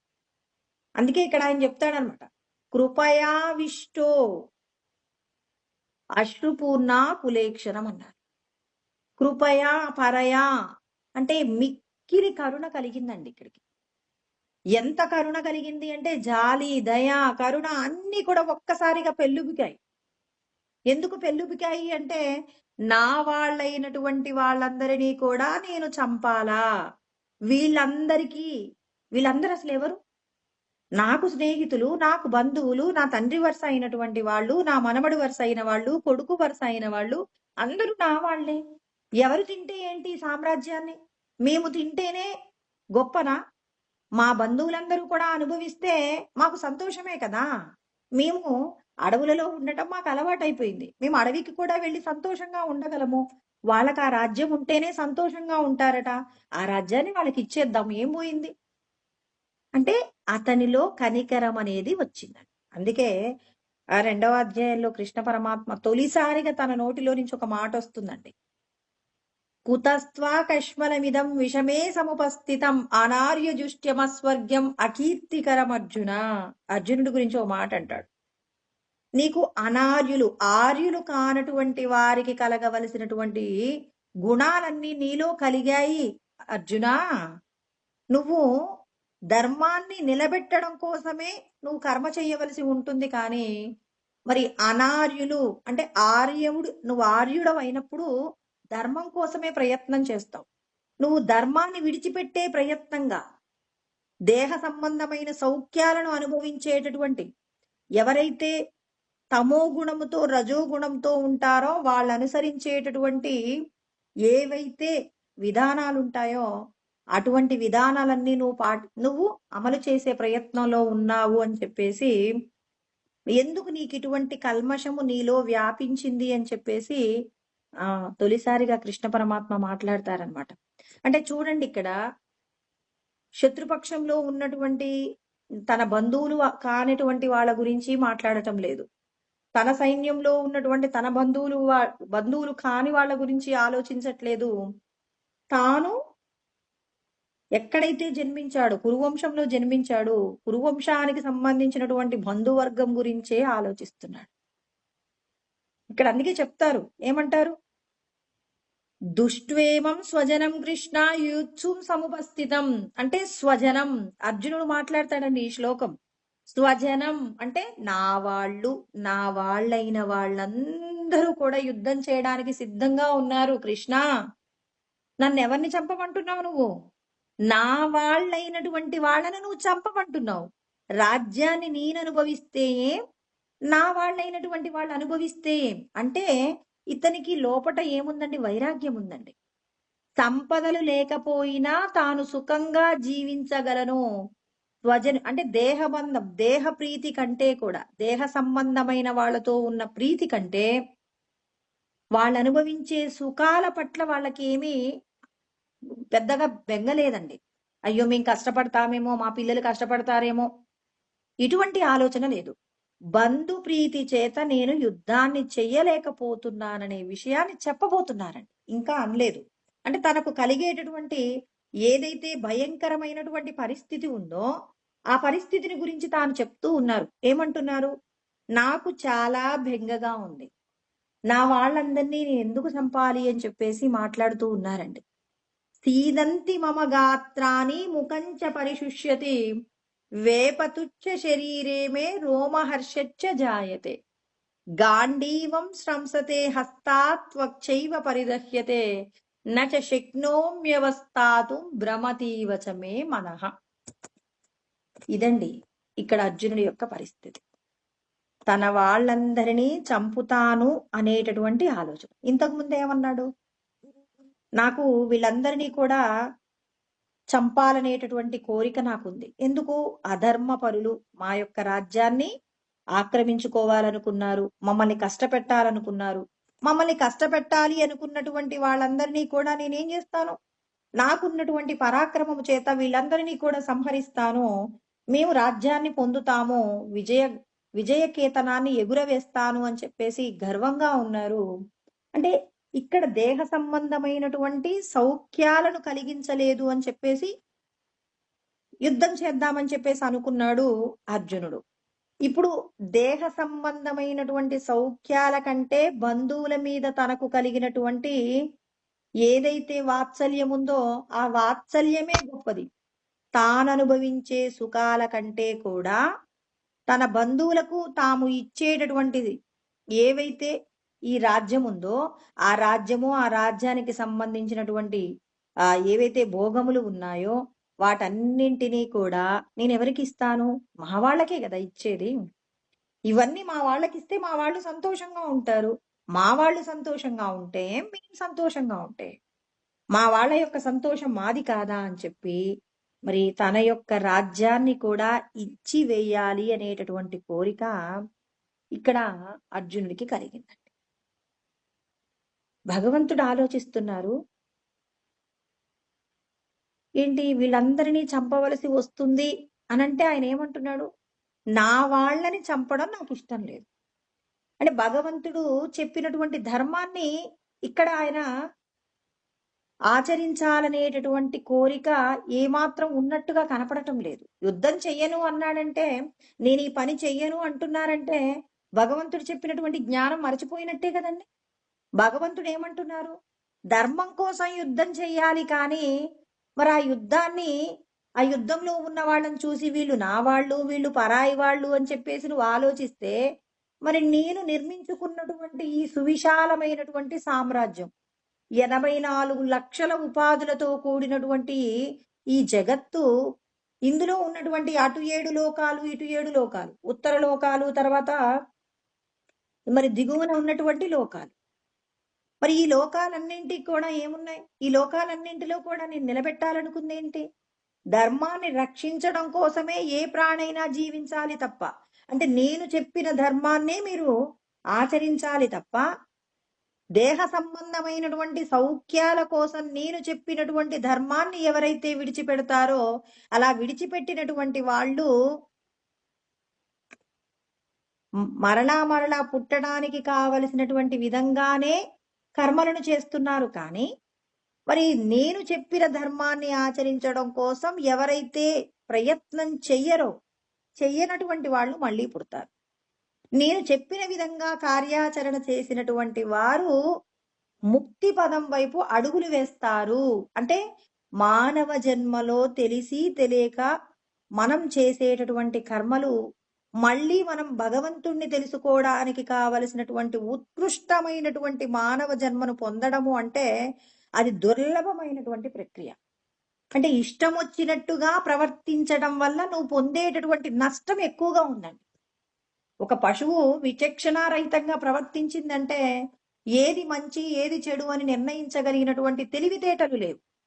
తెలివితేటలు కలిగి ఏది మంచి ఏది చెడు, ఏది ధర్మమో ఏది అధర్మమో అని తెలుసుకోకుండా తనకు నచ్చిన విధంగా ఒక పశువులాగా కర్మను చేస్తానంటే, ఆ కర్మ చేసినటువంటి వాడు ఎన్ని లక్షల కోట్ల జన్మలెత్తినా పరమాత్మను చేరుకోవడానికి కావలసినటువంటి మానవ జన్మను మళ్ళీ పొందటం అనేది దుర్లభమైనటువంటి చర్య. కాబట్టి భగవంతుడు అంటున్నారు, జాగ్రత్త పడండి, మీరు ఎంతో కష్టపడితే వచ్చింది. ఎంతో కష్టపడ్డారు. ఎన్నో లక్షల జన్మలలో మీరు చేసినటువంటి పుణ్యకార్యాలన్నీ కూడా ఫలముగా మారితే ఇవాళ మీరు మనిషిగా పుట్టారు. మనిషిగా పుట్టి నేను నా కంటికి కనపడిన ప్రతి వస్తువుని, ప్రతి విషయాన్ని అనుభవిస్తానని మూర్ఖుడిలాగా నువ్వు ప్రవర్తించినప్పుడు నష్టపోయేది ఎవరిని అంటే నిన్ను నువ్వే కోల్పోతున్నావు. నిన్ను నువ్వు కోల్పోవడం అంటే నీలో ఉన్నటువంటి సత్య స్వరూపమైనటువంటి ఆత్మను నువ్వు తెలుసుకోక దేహ సంబంధమైన సౌఖ్యాలతో దేహాన్ని విడిచిపెడితే, యం వాపి స్మరణ్ భావం త్యజత్యంతే కలేబరం తం తమేవైతి కౌంతేయ సదా తద్భావ భావిత అంటున్నారు. అంటే ఇది 8వ అధ్యాయం 6వ శ్లోకంలో, మీరు దేహ సంబంధమైన సౌఖ్యాలతోనే జీవిస్తూ దేహానికి సౌఖ్యాన్నిచ్చేటటువంటి వాళ్ళు నా కూతురు, నాకు నా కూతురుతో ఉండటం ఇష్టమని నేను అనుకుంటూ చనిపోయాను అనుకోండి, ఇప్పుడు కూతురుతో జీవించడానికి నేను ఒక పశువులాగా నేను నా కూతురి ఇంటికి రావలసి ఉంటుందట. అంటే శాస్త్రం తెలిసినప్పుడు నీ యొక్క మానవ జన్మ నీచమైనటువంటి పశుపక్షాదుల జన్మ ఎత్తటానికా, లేకపోతే గొప్పదైనటువంటి దేవతా జన్మను పొందడానికా, లేకపోతే మానవ జన్మను పొందడానికా అనేది ఎవరు నిర్ణయిస్తారు? నువ్వు చేసిన కర్మయే నిర్ణయిస్తుంది. నువ్వు చేసేటటువంటి కర్మలలో పుణ్యాలు చేశారనుకోండి దేవతగా, పాపాలు చేశారంటే పశుపక్షాదులుగా, పాప పుణ్యాలు రెండూ చేశారంటే మనుష్య జన్మగా పొందుతారు అని అనిష్టమిష్టం మిశ్రం చ త్రివిధం కర్మనఃఫలం భవత్యత్యాగినాం ప్రేత్య నతు సన్యాసినాం క్వచిత్. 18వ అధ్యాయం 12వ శ్లోకంలో చెప్పారు. కర్మ ఫలాలను భగవంతుడికి అర్పించాలి అంటే అంతటా ఈశ్వరుడే ఉన్నారు. నేను చేసే ప్రతి కర్మ నా స్వస్వరూపమైనటువంటి నాకు నేను చేసుకునేటువంటిదే తప్ప నేను ఎవ్వరికీ ఉపకారం చెయ్యట్లేదు. అందరూ కూడా నా లోపటే ఉన్నారు. అంటే లోకంలో ఉన్న జగత్తులో ఉన్న ప్రతిదీ కూడా నాకంటే వేరుగా లేదు అని మనము చేసేటటువంటి ద్వైత సంబంధమైన సాధనలు అద్వైత స్థితికి తీసుకువెళ్ళినప్పుడు నీ జన్మ సార్థకత పొందుతుంది. నేను వేరు వాళ్ళు వేరు అని చెప్పేసి అనుకుంటుంటే ద్వైత స్థితి అండి. ఇప్పుడు వీళ్ళు వీళ్ళు పలానా కులం అండి, వీళ్ళు పలానా మతం అండి అంటూ వాళ్ళు వేరు, మనం వేరు అనుకుంటూ కర్మ చేస్తూ, మరి అందరం ఒకే చోట ఉంటున్నాం కదా అని చెప్పేసి వాళ్ళకి మరి మన కులం కాకపోయినా, మన మతం కాకపోయినా ఇతరులకు ఉపకారం చేసేటటువంటి మంచి సద్గుణాలను మనం అలవాటు చేసుకున్నాం.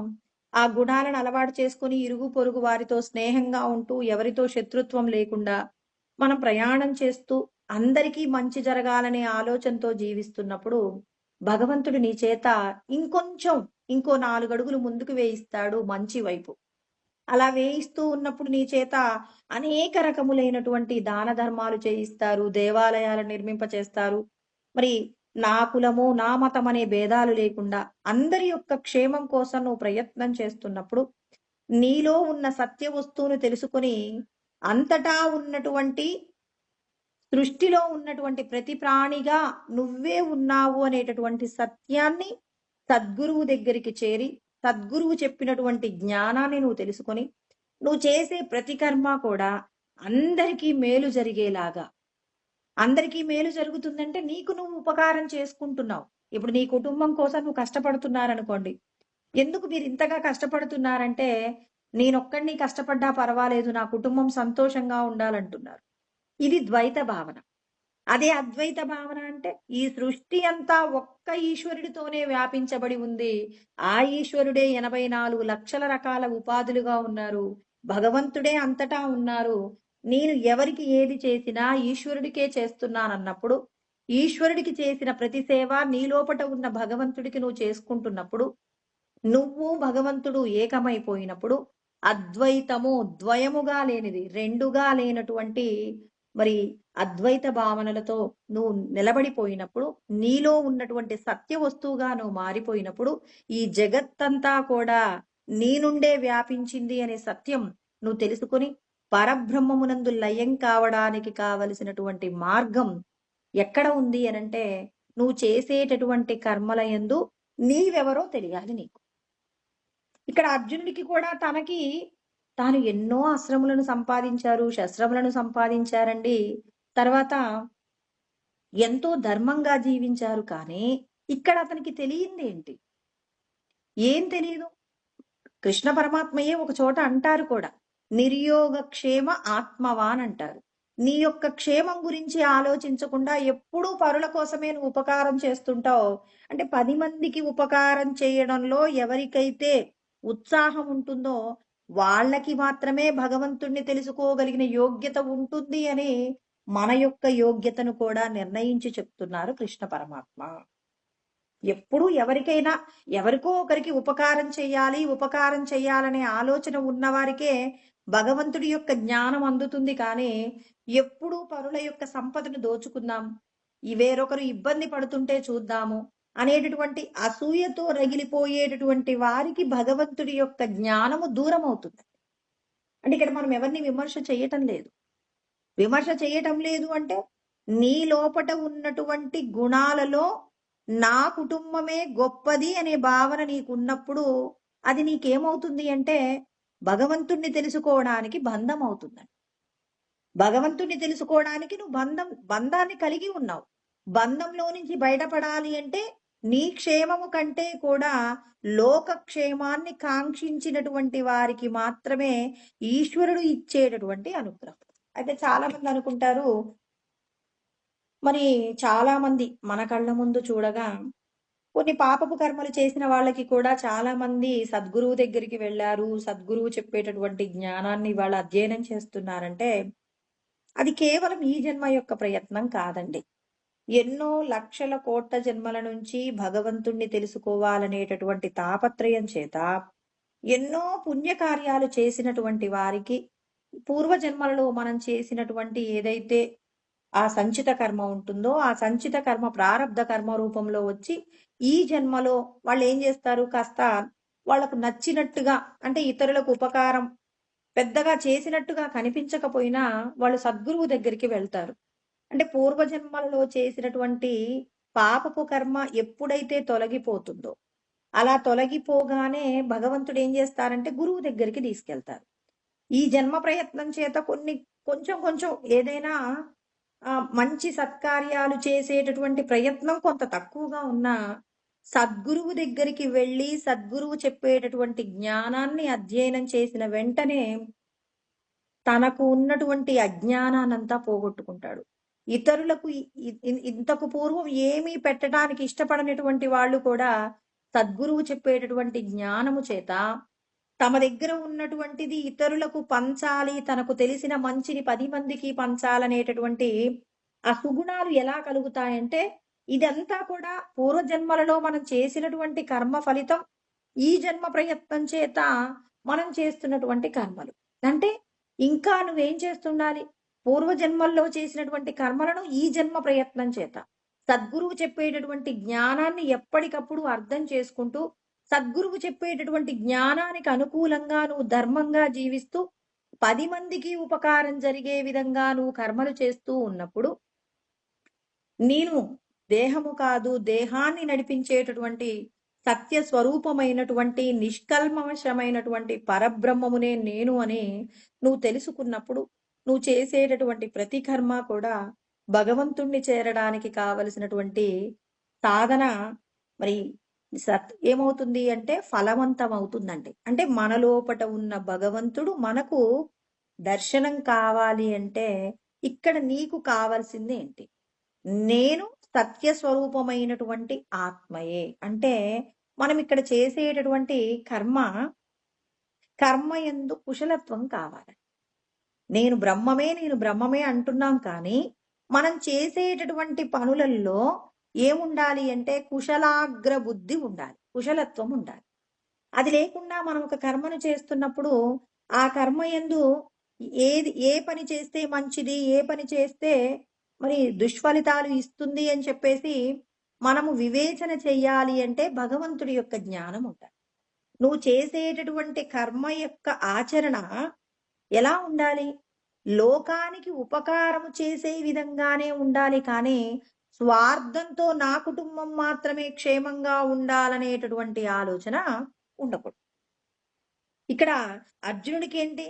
నా కుటుంబము కంటే నా బంధువులైనటువంటి వాళ్ళందరూ సుఖంగా ఉంటే సంతోషం. ఇక్కడ చూడండి, తమ యొక్క కుటుంబం గురించి ఆలోచన లేదు, తన బంధువుల గురించినటువంటి క్షేమం గురించి ఆలోచిస్తున్నారు. తన బంధువులైనటువంటి వాళ్ళు ధర్మపరులే అయితే తన రాజ్యాన్ని తనకిస్తే ఇక్కడ కృష్ణ పరమాత్మకు వచ్చిన సమస్య ఏమీ లేదండి. ఇప్పుడు కృష్ణ పరమాత్మ ఎందుకు జోక్యం చేసుకుంటాడండి? ఇప్పుడు ఇప్పుడు మా ఇంట్లోనే మేము ఇంకా మా బంధువులందరితో మేము గొడవ పెట్టుకుంటున్నాం అనుకోండి. ఎందుకు గొడవ పెట్టుకుంటున్నాం? ఆస్తుల యొక్క తగాదా కోసం గొడవ పెట్టుకుంటున్నాం. ఆస్తుల యొక్క తగాదాతో మనం గొడవ పెట్టుకున్నప్పుడు వేరొకరు ఎవరో వచ్చి ఏం చేస్తారు? సర్ది చెప్తారు. ఇలా సర్ది చెప్పినప్పుడు వాళ్ళు ఏం చేస్తారు? వీళ్ళకో 2 మాటలు చెప్తారు, వాళ్ళకో 2 మాటలు చెప్తారు. ఎవరు తింటే ఏముంది, మీ ఆస్తులు మీరందరూ కూడా రక్త సంబంధీకులే కదా, మీరందరూ కూడా సంతోషంగా ఉండండి. మరి ఒక తల్లి బిడ్డలు, ఒక తాతకు సంబంధించిన పిల్లలు మీరందరూ కూడా సంతోషంగా ఉండండి. ఎవరు తింటే ఏం పోయింది అని చెప్పేసి అంటారు. అదే విధంగా ఇక్కడ పాండవులు కౌరవులు మాత్రమే ఇంట్లో ఉండి దెబ్బలాడుకుంటే ఏ విధమైనటువంటి ఇబ్బంది ఏం లేదండి. ఇప్పుడు మా రాజ్యాన్ని ఆక్రమిస్తానన్నారనే కదా నేను యుద్ధానికి వచ్చాను.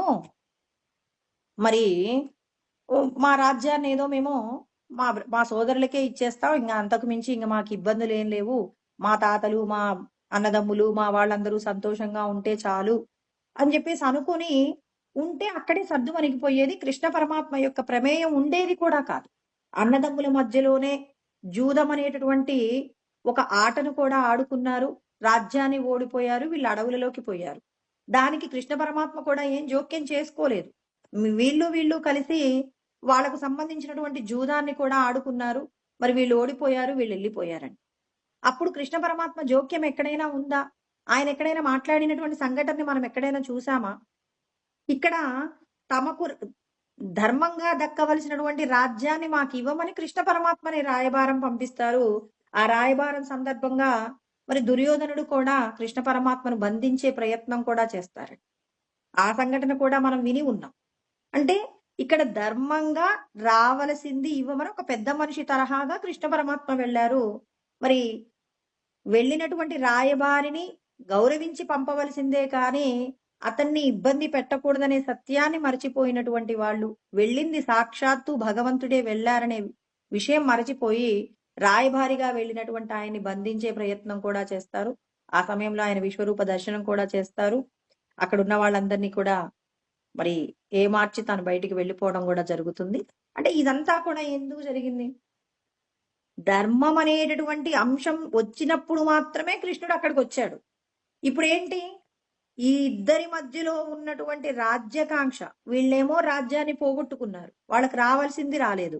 వాళ్ళేమో సోదరుల యొక్క రాజ్యాన్ని ఆక్రమించాలి అనేటటువంటి నెపంతో వీళ్ళొచ్చారు. ఇప్పుడు ఇలా వచ్చినప్పుడు ఇప్పుడు ఏం చేశారు? ధర్మంగా ఉన్న వాళ్ళందరూని ఏం చేశాడు? ధర్మరాజు పక్షంలోకి వచ్చారండి. ధర్మయుద్ధం చేయాలనుకున్నప్పుడు సత్యంతో జీవించేటటువంటి వాళ్ళు, భూమి మీద ధర్మం నిలబెట్టాలి అనేటటువంటి మక్కువ కలిగిన వాళ్ళందరూ ధర్మరాజు పక్కకు చేరారు. అధర్మంగానైనా పరుల యొక్క రాజ్యాన్ని పొందాలనేటటువంటి ఆ రాజ్యకాంక్ష కలిగినటువంటి కోటాను కోట్ల మంది వచ్చి దుర్యోధనుడి పక్కకు చేరారండి. మరి ఇప్పుడు దుర్యోధనుడి పక్కకు చేరగానే ఇప్పుడు ఈయనేమంటున్నాడు? మా వాళ్ళకి కావాల్సింది రాజ్యమే కదండి, రాజ్యం ఇచ్చేస్తాను, యుద్ధం ఆపేద్దాం అంటున్నాడు. మరి కృష్ణ పరమాత్మ ఆల్రెడీ అక్కడ ధర్మాన్ని నిలబెట్టే ప్రయత్నంగా ఆయన ఏమన్నారు? ధర్మ సంస్థాపనార్థాయ సంభవామి యుగే యుగే. ధర్మాన్ని నిలబెట్టడం కోసం అని చెప్పేసి నేను ప్రతి యుగంలో పుడతాను. ఇప్పుడు ఎందుకు పుట్టాడు? అధర్మాన్ని యదా యదా హి ధర్మస్య గ్లానిర్భవతి భారత. ధర్మానికి చెదలు పడుతున్నాయి కాబట్టి అధర్మాన్ని అధర్మం నుండి మరి ప్రజలను రక్షించేటటువంటి ప్రయత్నంగా కృష్ణ పరమాత్మ ఇక్కడ ధర్మ యుద్ధాన్ని ప్రారంభించారు. ఇక్కడ ఇరుపక్షాలు ఇంతకు పూర్వం ఏంటి? వాళ్ళ యొక్క అంతఃపురానికి సంబంధించిన సమస్య. ఇప్పుడేంటి? ధర్మానికి సంబంధించినటువంటి సమస్య. ధర్మంగా ఇవ్వవలసినటువంటి రాజ్యాన్ని ఇవ్వనన్నప్పుడు కృష్ణ పరమాత్మ ఇన్వాల్వ్ అయ్యాడు. అంటే ధర్మానికి రక్షణ లేదు అన్నప్పుడు ఇన్వాల్వ్ అయ్యాడండి. వీరిద్దరూ ఆడుకొని ఓడిపోయినప్పుడు కృష్ణ పరమాత్మ యొక్క పాత్ర ఏం లేదు అక్కడ. కానీ ఇక్కడికి వచ్చాక ధర్మాన్ని నిలబెట్టాల్సి వచ్చినప్పుడు ఇప్పుడు వీళ్ళకి ఇవ్వవలసిన రాజ్యాన్ని ఇవ్వను అన్నప్పుడు కూడా కృష్ణ పరమాత్మ వచ్చాడు. మరి ఇవ్వనన్నప్పుడు మీరు నిర్ణయించుకోండి అన్నారు. నిర్ణయించుకోమన్నప్పుడు యుద్ధం చేసైనా మా రాజ్యాన్ని మేము పొందుతామన్నారు. ధర్మంగా మాకు రావలసిన రాజ్యాన్ని మేము చేతగాని వాళ్ళలాగా విడిచిపెట్టుకోము, మేము కూడా మా పౌరుష పరాక్రమాలను చూపించి మరి దుర్యోధన్ని ఓడించి మా రాజ్యాన్ని మేము తీసుకుంటామని చెప్పేసి అన్నప్పుడు కృష్ణ పరమాత్మ ఏ ఉద్దేశంతో అయితే ఈ అవతారాన్ని తీసుకున్నాడో ఆ అవతారాన్ని మరి పరిసమాప్తం చేసుకోవడానికి కావలసిన స్థితి ఇప్పుడు వచ్చింది. తన లక్ష్యం ఏంటి? అధర్మ పరులైన వాళ్ళందరినీ కూడా ఈ కురుక్షేత్ర సంగ్రామమునందు సంహరించాలనేటటువంటి ప్రయత్నం కృష్ణ పరమాత్మ యొక్క ధర్మ సంరక్షణలో ఉన్నటువంటి విధానం అండి. అంటే ఇక్కడ భగవంతుడు ప్రతి ఒక్కరిని కూడా రక్షించే ప్రయత్నంగా ఎప్పుడు కూడా పావులు కదుపుతూ ఉంటాడు. ఇక్కడ అర్జునుడు ఏమంటున్నారు అంటే అర్జునుడికి నిజంగా బంధువుల మీద ప్రేమ ఉందా లేకపోతే ద్వేషం ఉందా అనే విషయాన్ని తెలుసుకునేందుకు కృష్ణ పరమాత్మ ఎక్కడ నిలబెడితే ఎవరిని చంపాల్సి వస్తే అర్జునుడి యొక్క హృదయంలో వేదన బయలుదేరుతుందో ఆ వేదన బయలుదేరేటటువంటి ప్రయత్నంగా కృష్ణ పరమాత్మ తీసుకొచ్చేసి వాళ్ళ తాతగారు, తండ్రి, తర్వాత గురువులు, తర్వాత తమ బంధువులందరూ ఒక చోట కూడి ఉన్న ప్రదేశంలోకి నిలబెట్టాడు. కృష్ణ పరమాత్మకు తెలియదా అండి? ఏమంటారు? మన మనసులో ఉన్నటువంటి ప్రతి విషయం ఎవరికి తెలుసు అంటే పెరుమాళ్ళకి తెలుసు అంటారు కదా. అంటే మన లోపట ఉన్నటువంటి భగవంతుడు ఎవరైతే ఉన్నారో కృష్ణ పరమాత్మ ప్రతి ఒక్కరి యొక్క హృదయాలలో ఆయనే ఉన్నారు. సర్వస్య చాహం హృది సన్నివిష్టో అన్నారు. సమస్త ప్రాణుల యొక్క హృదయాలలో ఆయన ఉన్నారన్నప్పుడు మరి తమ యొక్క హృదయాలలో తాను నిలవై ఉన్నాడు కాబట్టి ఆయనకు ప్రతి ఒక్కరి యొక్క అంతరంగ మదనం తనకు తెలుసు. ఇంకొక మాట కూడా చెప్తాడు, భూతానామస్మి చేతన, సమస్త ప్రాణుల యొక్క తెలివితేటలు నేనే అన్నారు. అధర్మంగా సంపాదిద్దామనుకున్న వారి తెలివితేటలు ఈశ్వరుడికి తెలుసు, ధర్మంగా సంపాదిద్దాము అనుకున్నటువంటి వారి తెలివితేటలు నాకు తెలుసు అన్నారు. కృష్ణ పరమాత్మ 10వ అధ్యాయంలో విభూతి యోగంలో చెప్తారండి. ఆయన 22వ శ్లోకంలో చెప్తారనమాట.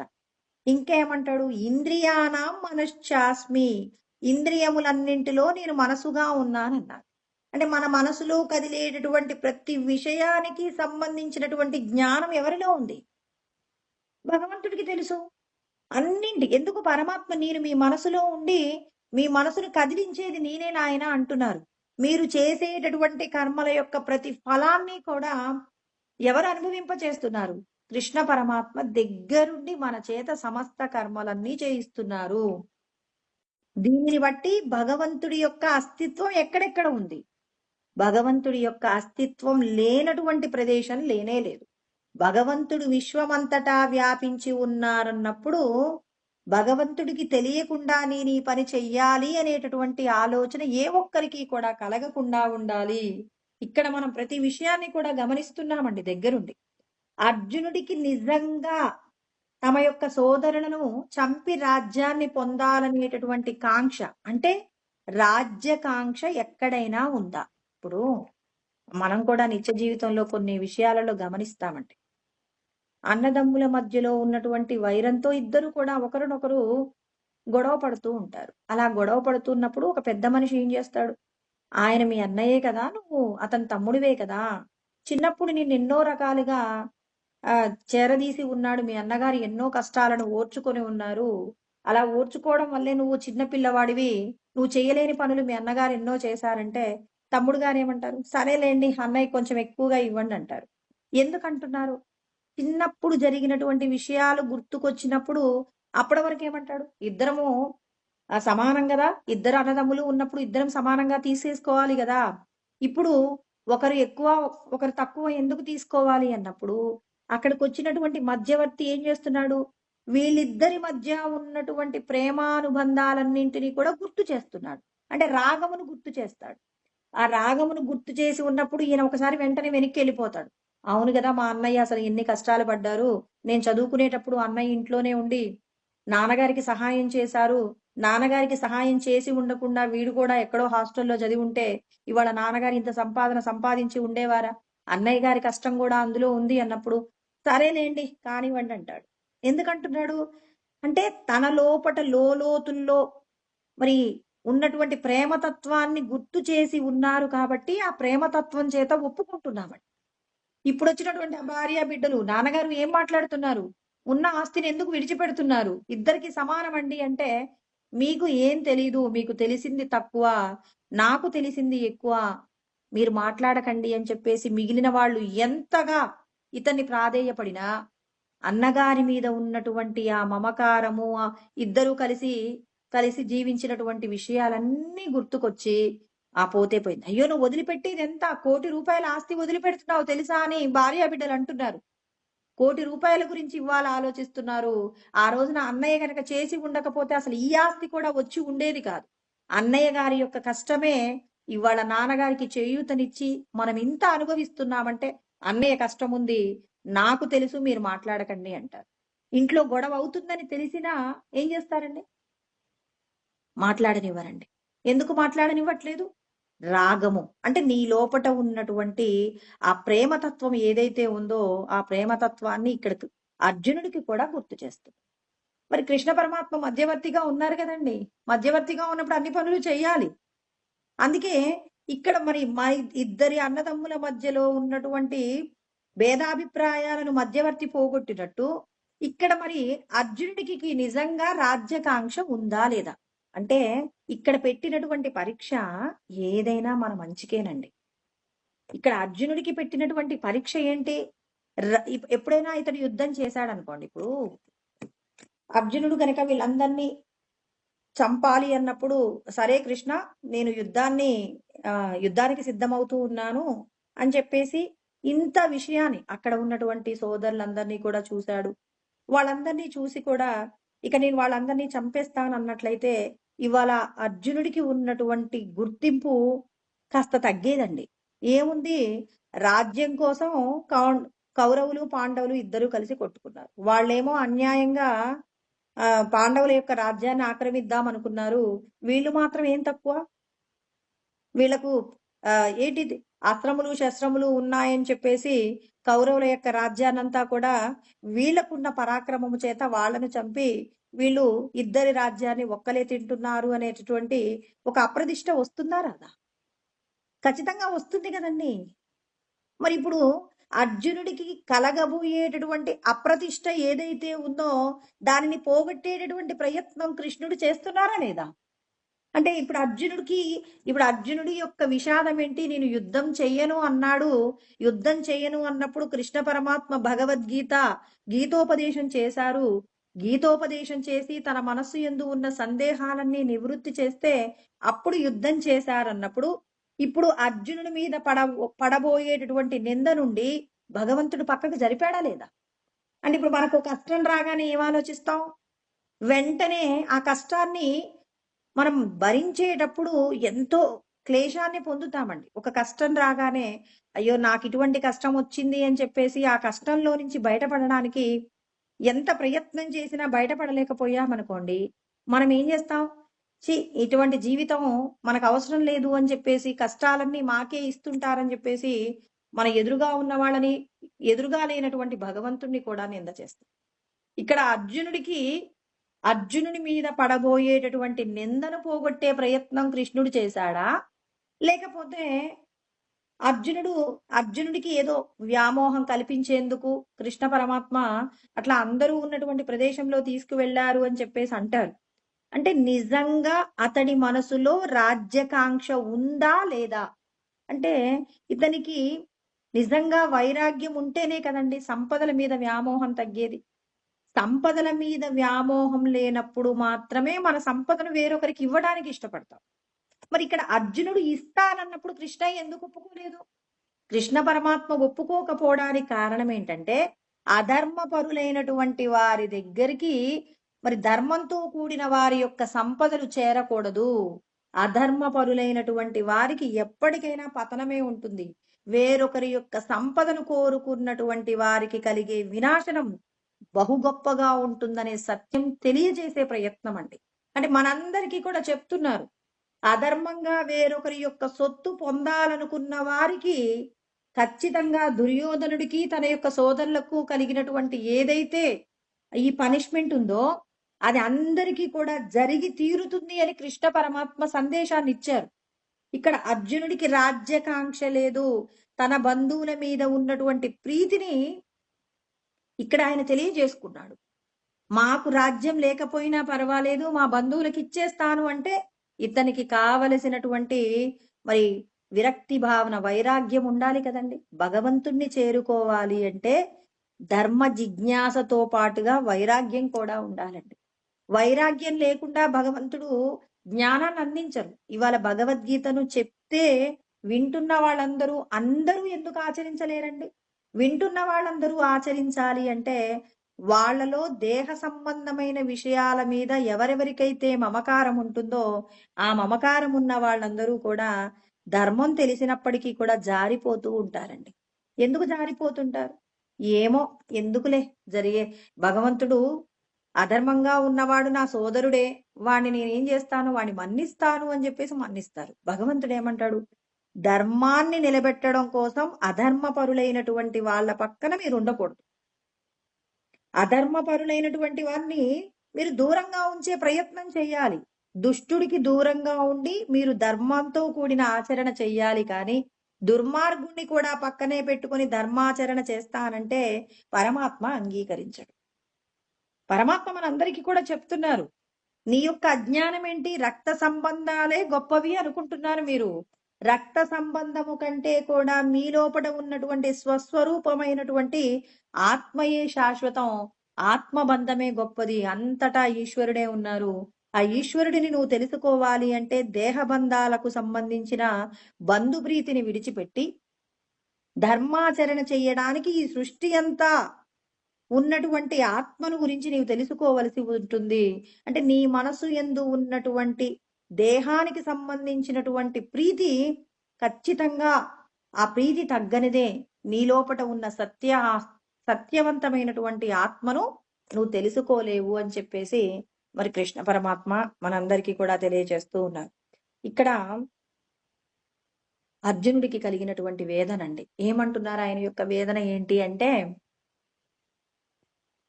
సీదంతి మమ గాత్రాని చెప్తున్నాడండి. అందరిని నా స్వజనులైనటువంటి వాళ్ళందరినీ నేను చంపవలసి వస్తుంది. మేము వాళ్ళు యుద్ధం చేసుకుంటే వాళ్ళు మా వాళ్ళని చంపేస్తారు. మా వాళ్ళలో ఉన్నటువంటి మేమేం చేస్తాం మా వాళ్ళు అంటే వాళ్ళ యొక్క సోదరులు, తర్వాత తన తరపున ఉన్నటువంటి వాళ్ళందరూ కూడా మరి శత్రుపక్షంలో ఉన్నటువంటి వాళ్ళ పెదనాన్నగారి యొక్క బంధువులందరినీ కూడా చంపేస్తారు. అందరూ చనిపోతారంటే ఇప్పుడు నా వాళ్ళు చనిపోతున్నారన్నప్పుడు చెమటలు పడుతున్నాయి. ఎదురుగా ఉన్నది నా వాళ్ళే.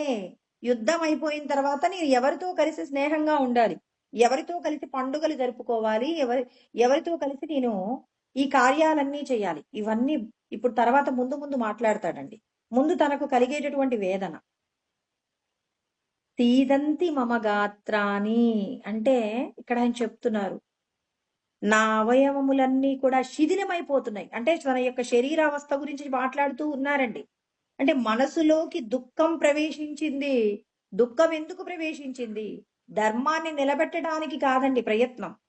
ఇక్కడ అధర్మపరులైనటువంటి వాళ్ళైనప్పటికీ ఇక్కడ అధర్మం ధర్మం అనేది పక్కకు పెట్టేస్తే బంధువుల మీద ఉన్న వాత్సల్యం అంతా బయటకు వచ్చేసింది. మనకు ఇష్టం లేని వ్యక్తి మనల్కి ఎప్పుడూ చెడు చేస్తాడన్న వ్యక్తిని మన ఇంట్లో శుభకార్యం జరుగుతుంటే పిలుస్తాం. కొంతమంది అంటారు, ఎప్పుడు మన పతనం కోరుకున్నటువంటి వ్యక్తి ఇవాళ మన ఇంటికి వస్తే మాత్రం ఇవాళ మనకు మంచి జరగాలని కోరుకుంటారా అని కొంతమంది వెళ్ళే ప్రయత్నం చేయరండి.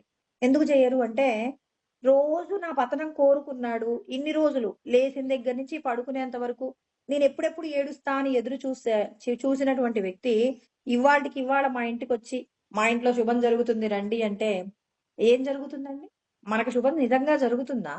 ఇప్పుడు వీళ్ళిద్దరి మధ్య కూడా కౌరవులకు పాండవులకు కూడా అనేక రకాలైనటువంటి విభేదాలున్నాయి. విభేదాలంటే ఎన్నున్నాయి? మరి పాండవులను ఎప్పుడెప్పుడు చంపుదామా అని చెప్పేసి ఎన్నో రకాలైనటువంటి ప్రయోగాలు జరిగాయి. ఇవన్నీ మనకు తెలిసినవే. విష ప్రయోగం చేశారు, లక్క ఇంట్లో ఉండి చంపే ప్రయత్నం చేస్తారు.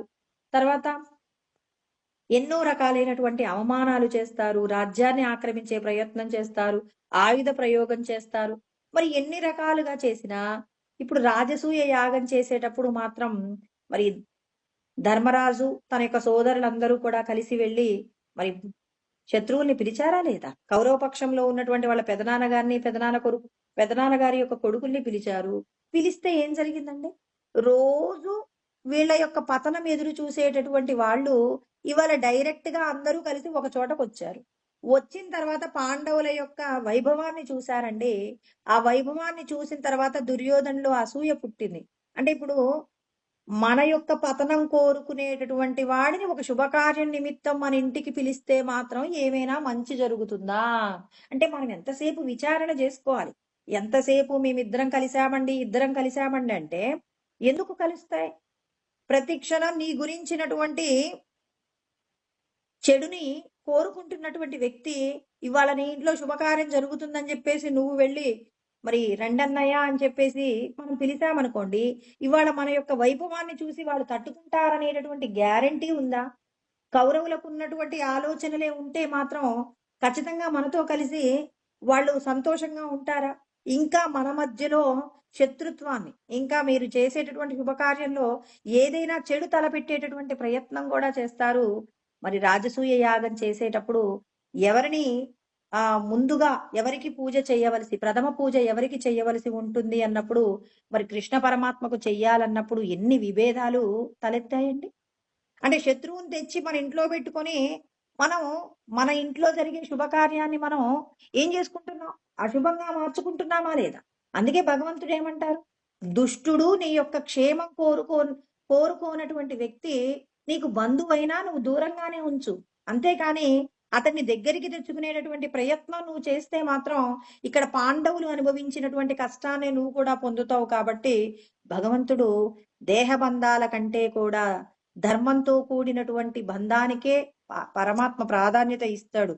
మహాభారతం మనకెంత తెలుసు అనే దానికంటే అందులో చెప్పబడినటువంటి నీతి మనం ఆచరించుకుంటూ మనం ఎవరెవరితో ఎలా ప్రవర్తించాలో ప్రతి విషయాన్ని కూడా జాగ్రత్తగా విచారణ చేసినప్పుడే మన యొక్క జీవితాలను దిద్దుకుంటామండి.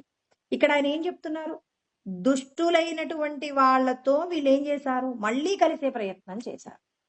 కలిసేటటువంటి ప్రయత్నం చేస్తే అదేమైంది? ఇంటికి పిలిపించి మాయాజూదం ఆడించి మరి ధర్మరాజు యొక్క రాజ్యాన్ని తీసుకోవడమే కాదు, తమ యొక్క భార్య అయినటువంటి ద్రౌపదీదేవికి కూడా మరి చెయ్యకూడనటువంటి అవమానం చేస్తారు. ఇన్ని పరాక్రమములు కలిగినప్పటికీ కూడా ధర్మరాజు అతని యొక్క సోదరులు మరి ద్రౌపదీదేవికి జరిగేటటువంటి మరి ఆ వస్త్రాపహరణం అనేటటువంటి స్థితిని వీళ్ళు దాటించలేకపోయారు. మరి ధర్మాన్ని రక్షిస్తారు కాబట్టి కృష్ణ పరమాత్మను ద్రౌపదీదేవి పిలిస్తే వచ్చి రక్షించాడు. వీళ్ళని వీళ్ళు కాపాడుకున్నారా?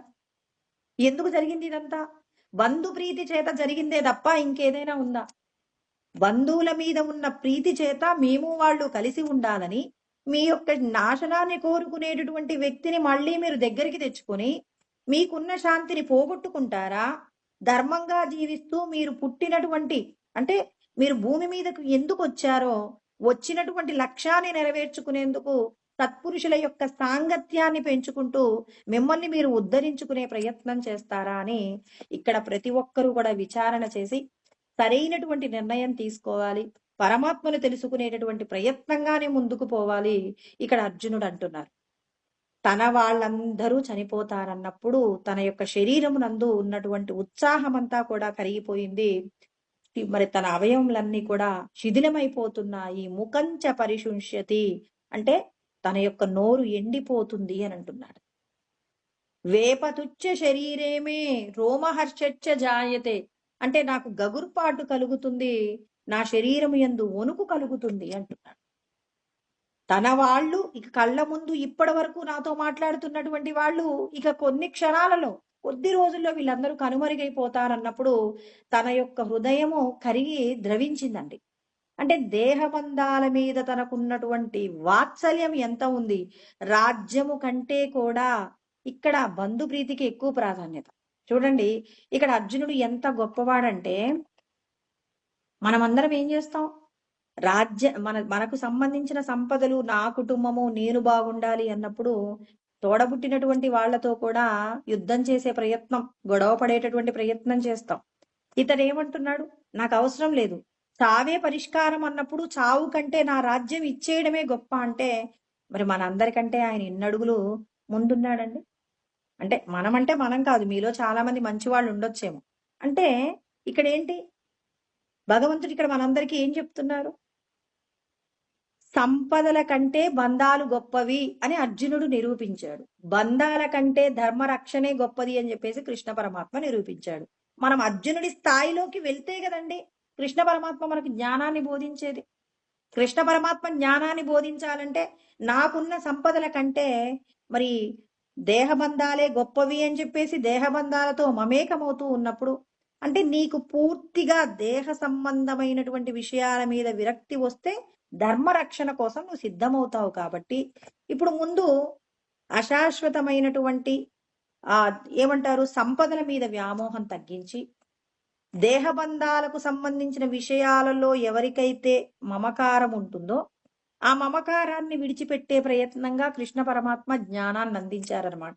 అంటే దేహము శాశ్వతమైంది అనుకుంటున్నారు, ఇది శాశ్వతం కాదు, శాశ్వతం కాని విషయాల కోసం నువ్వు పరితపించకు అనే సత్యం కూడా మనకు కృష్ణ పరమాత్మ ముందు ముందు చెప్పబోతారు. వాటి గురించి మళ్ళీ మనం చెప్పుకుందాం.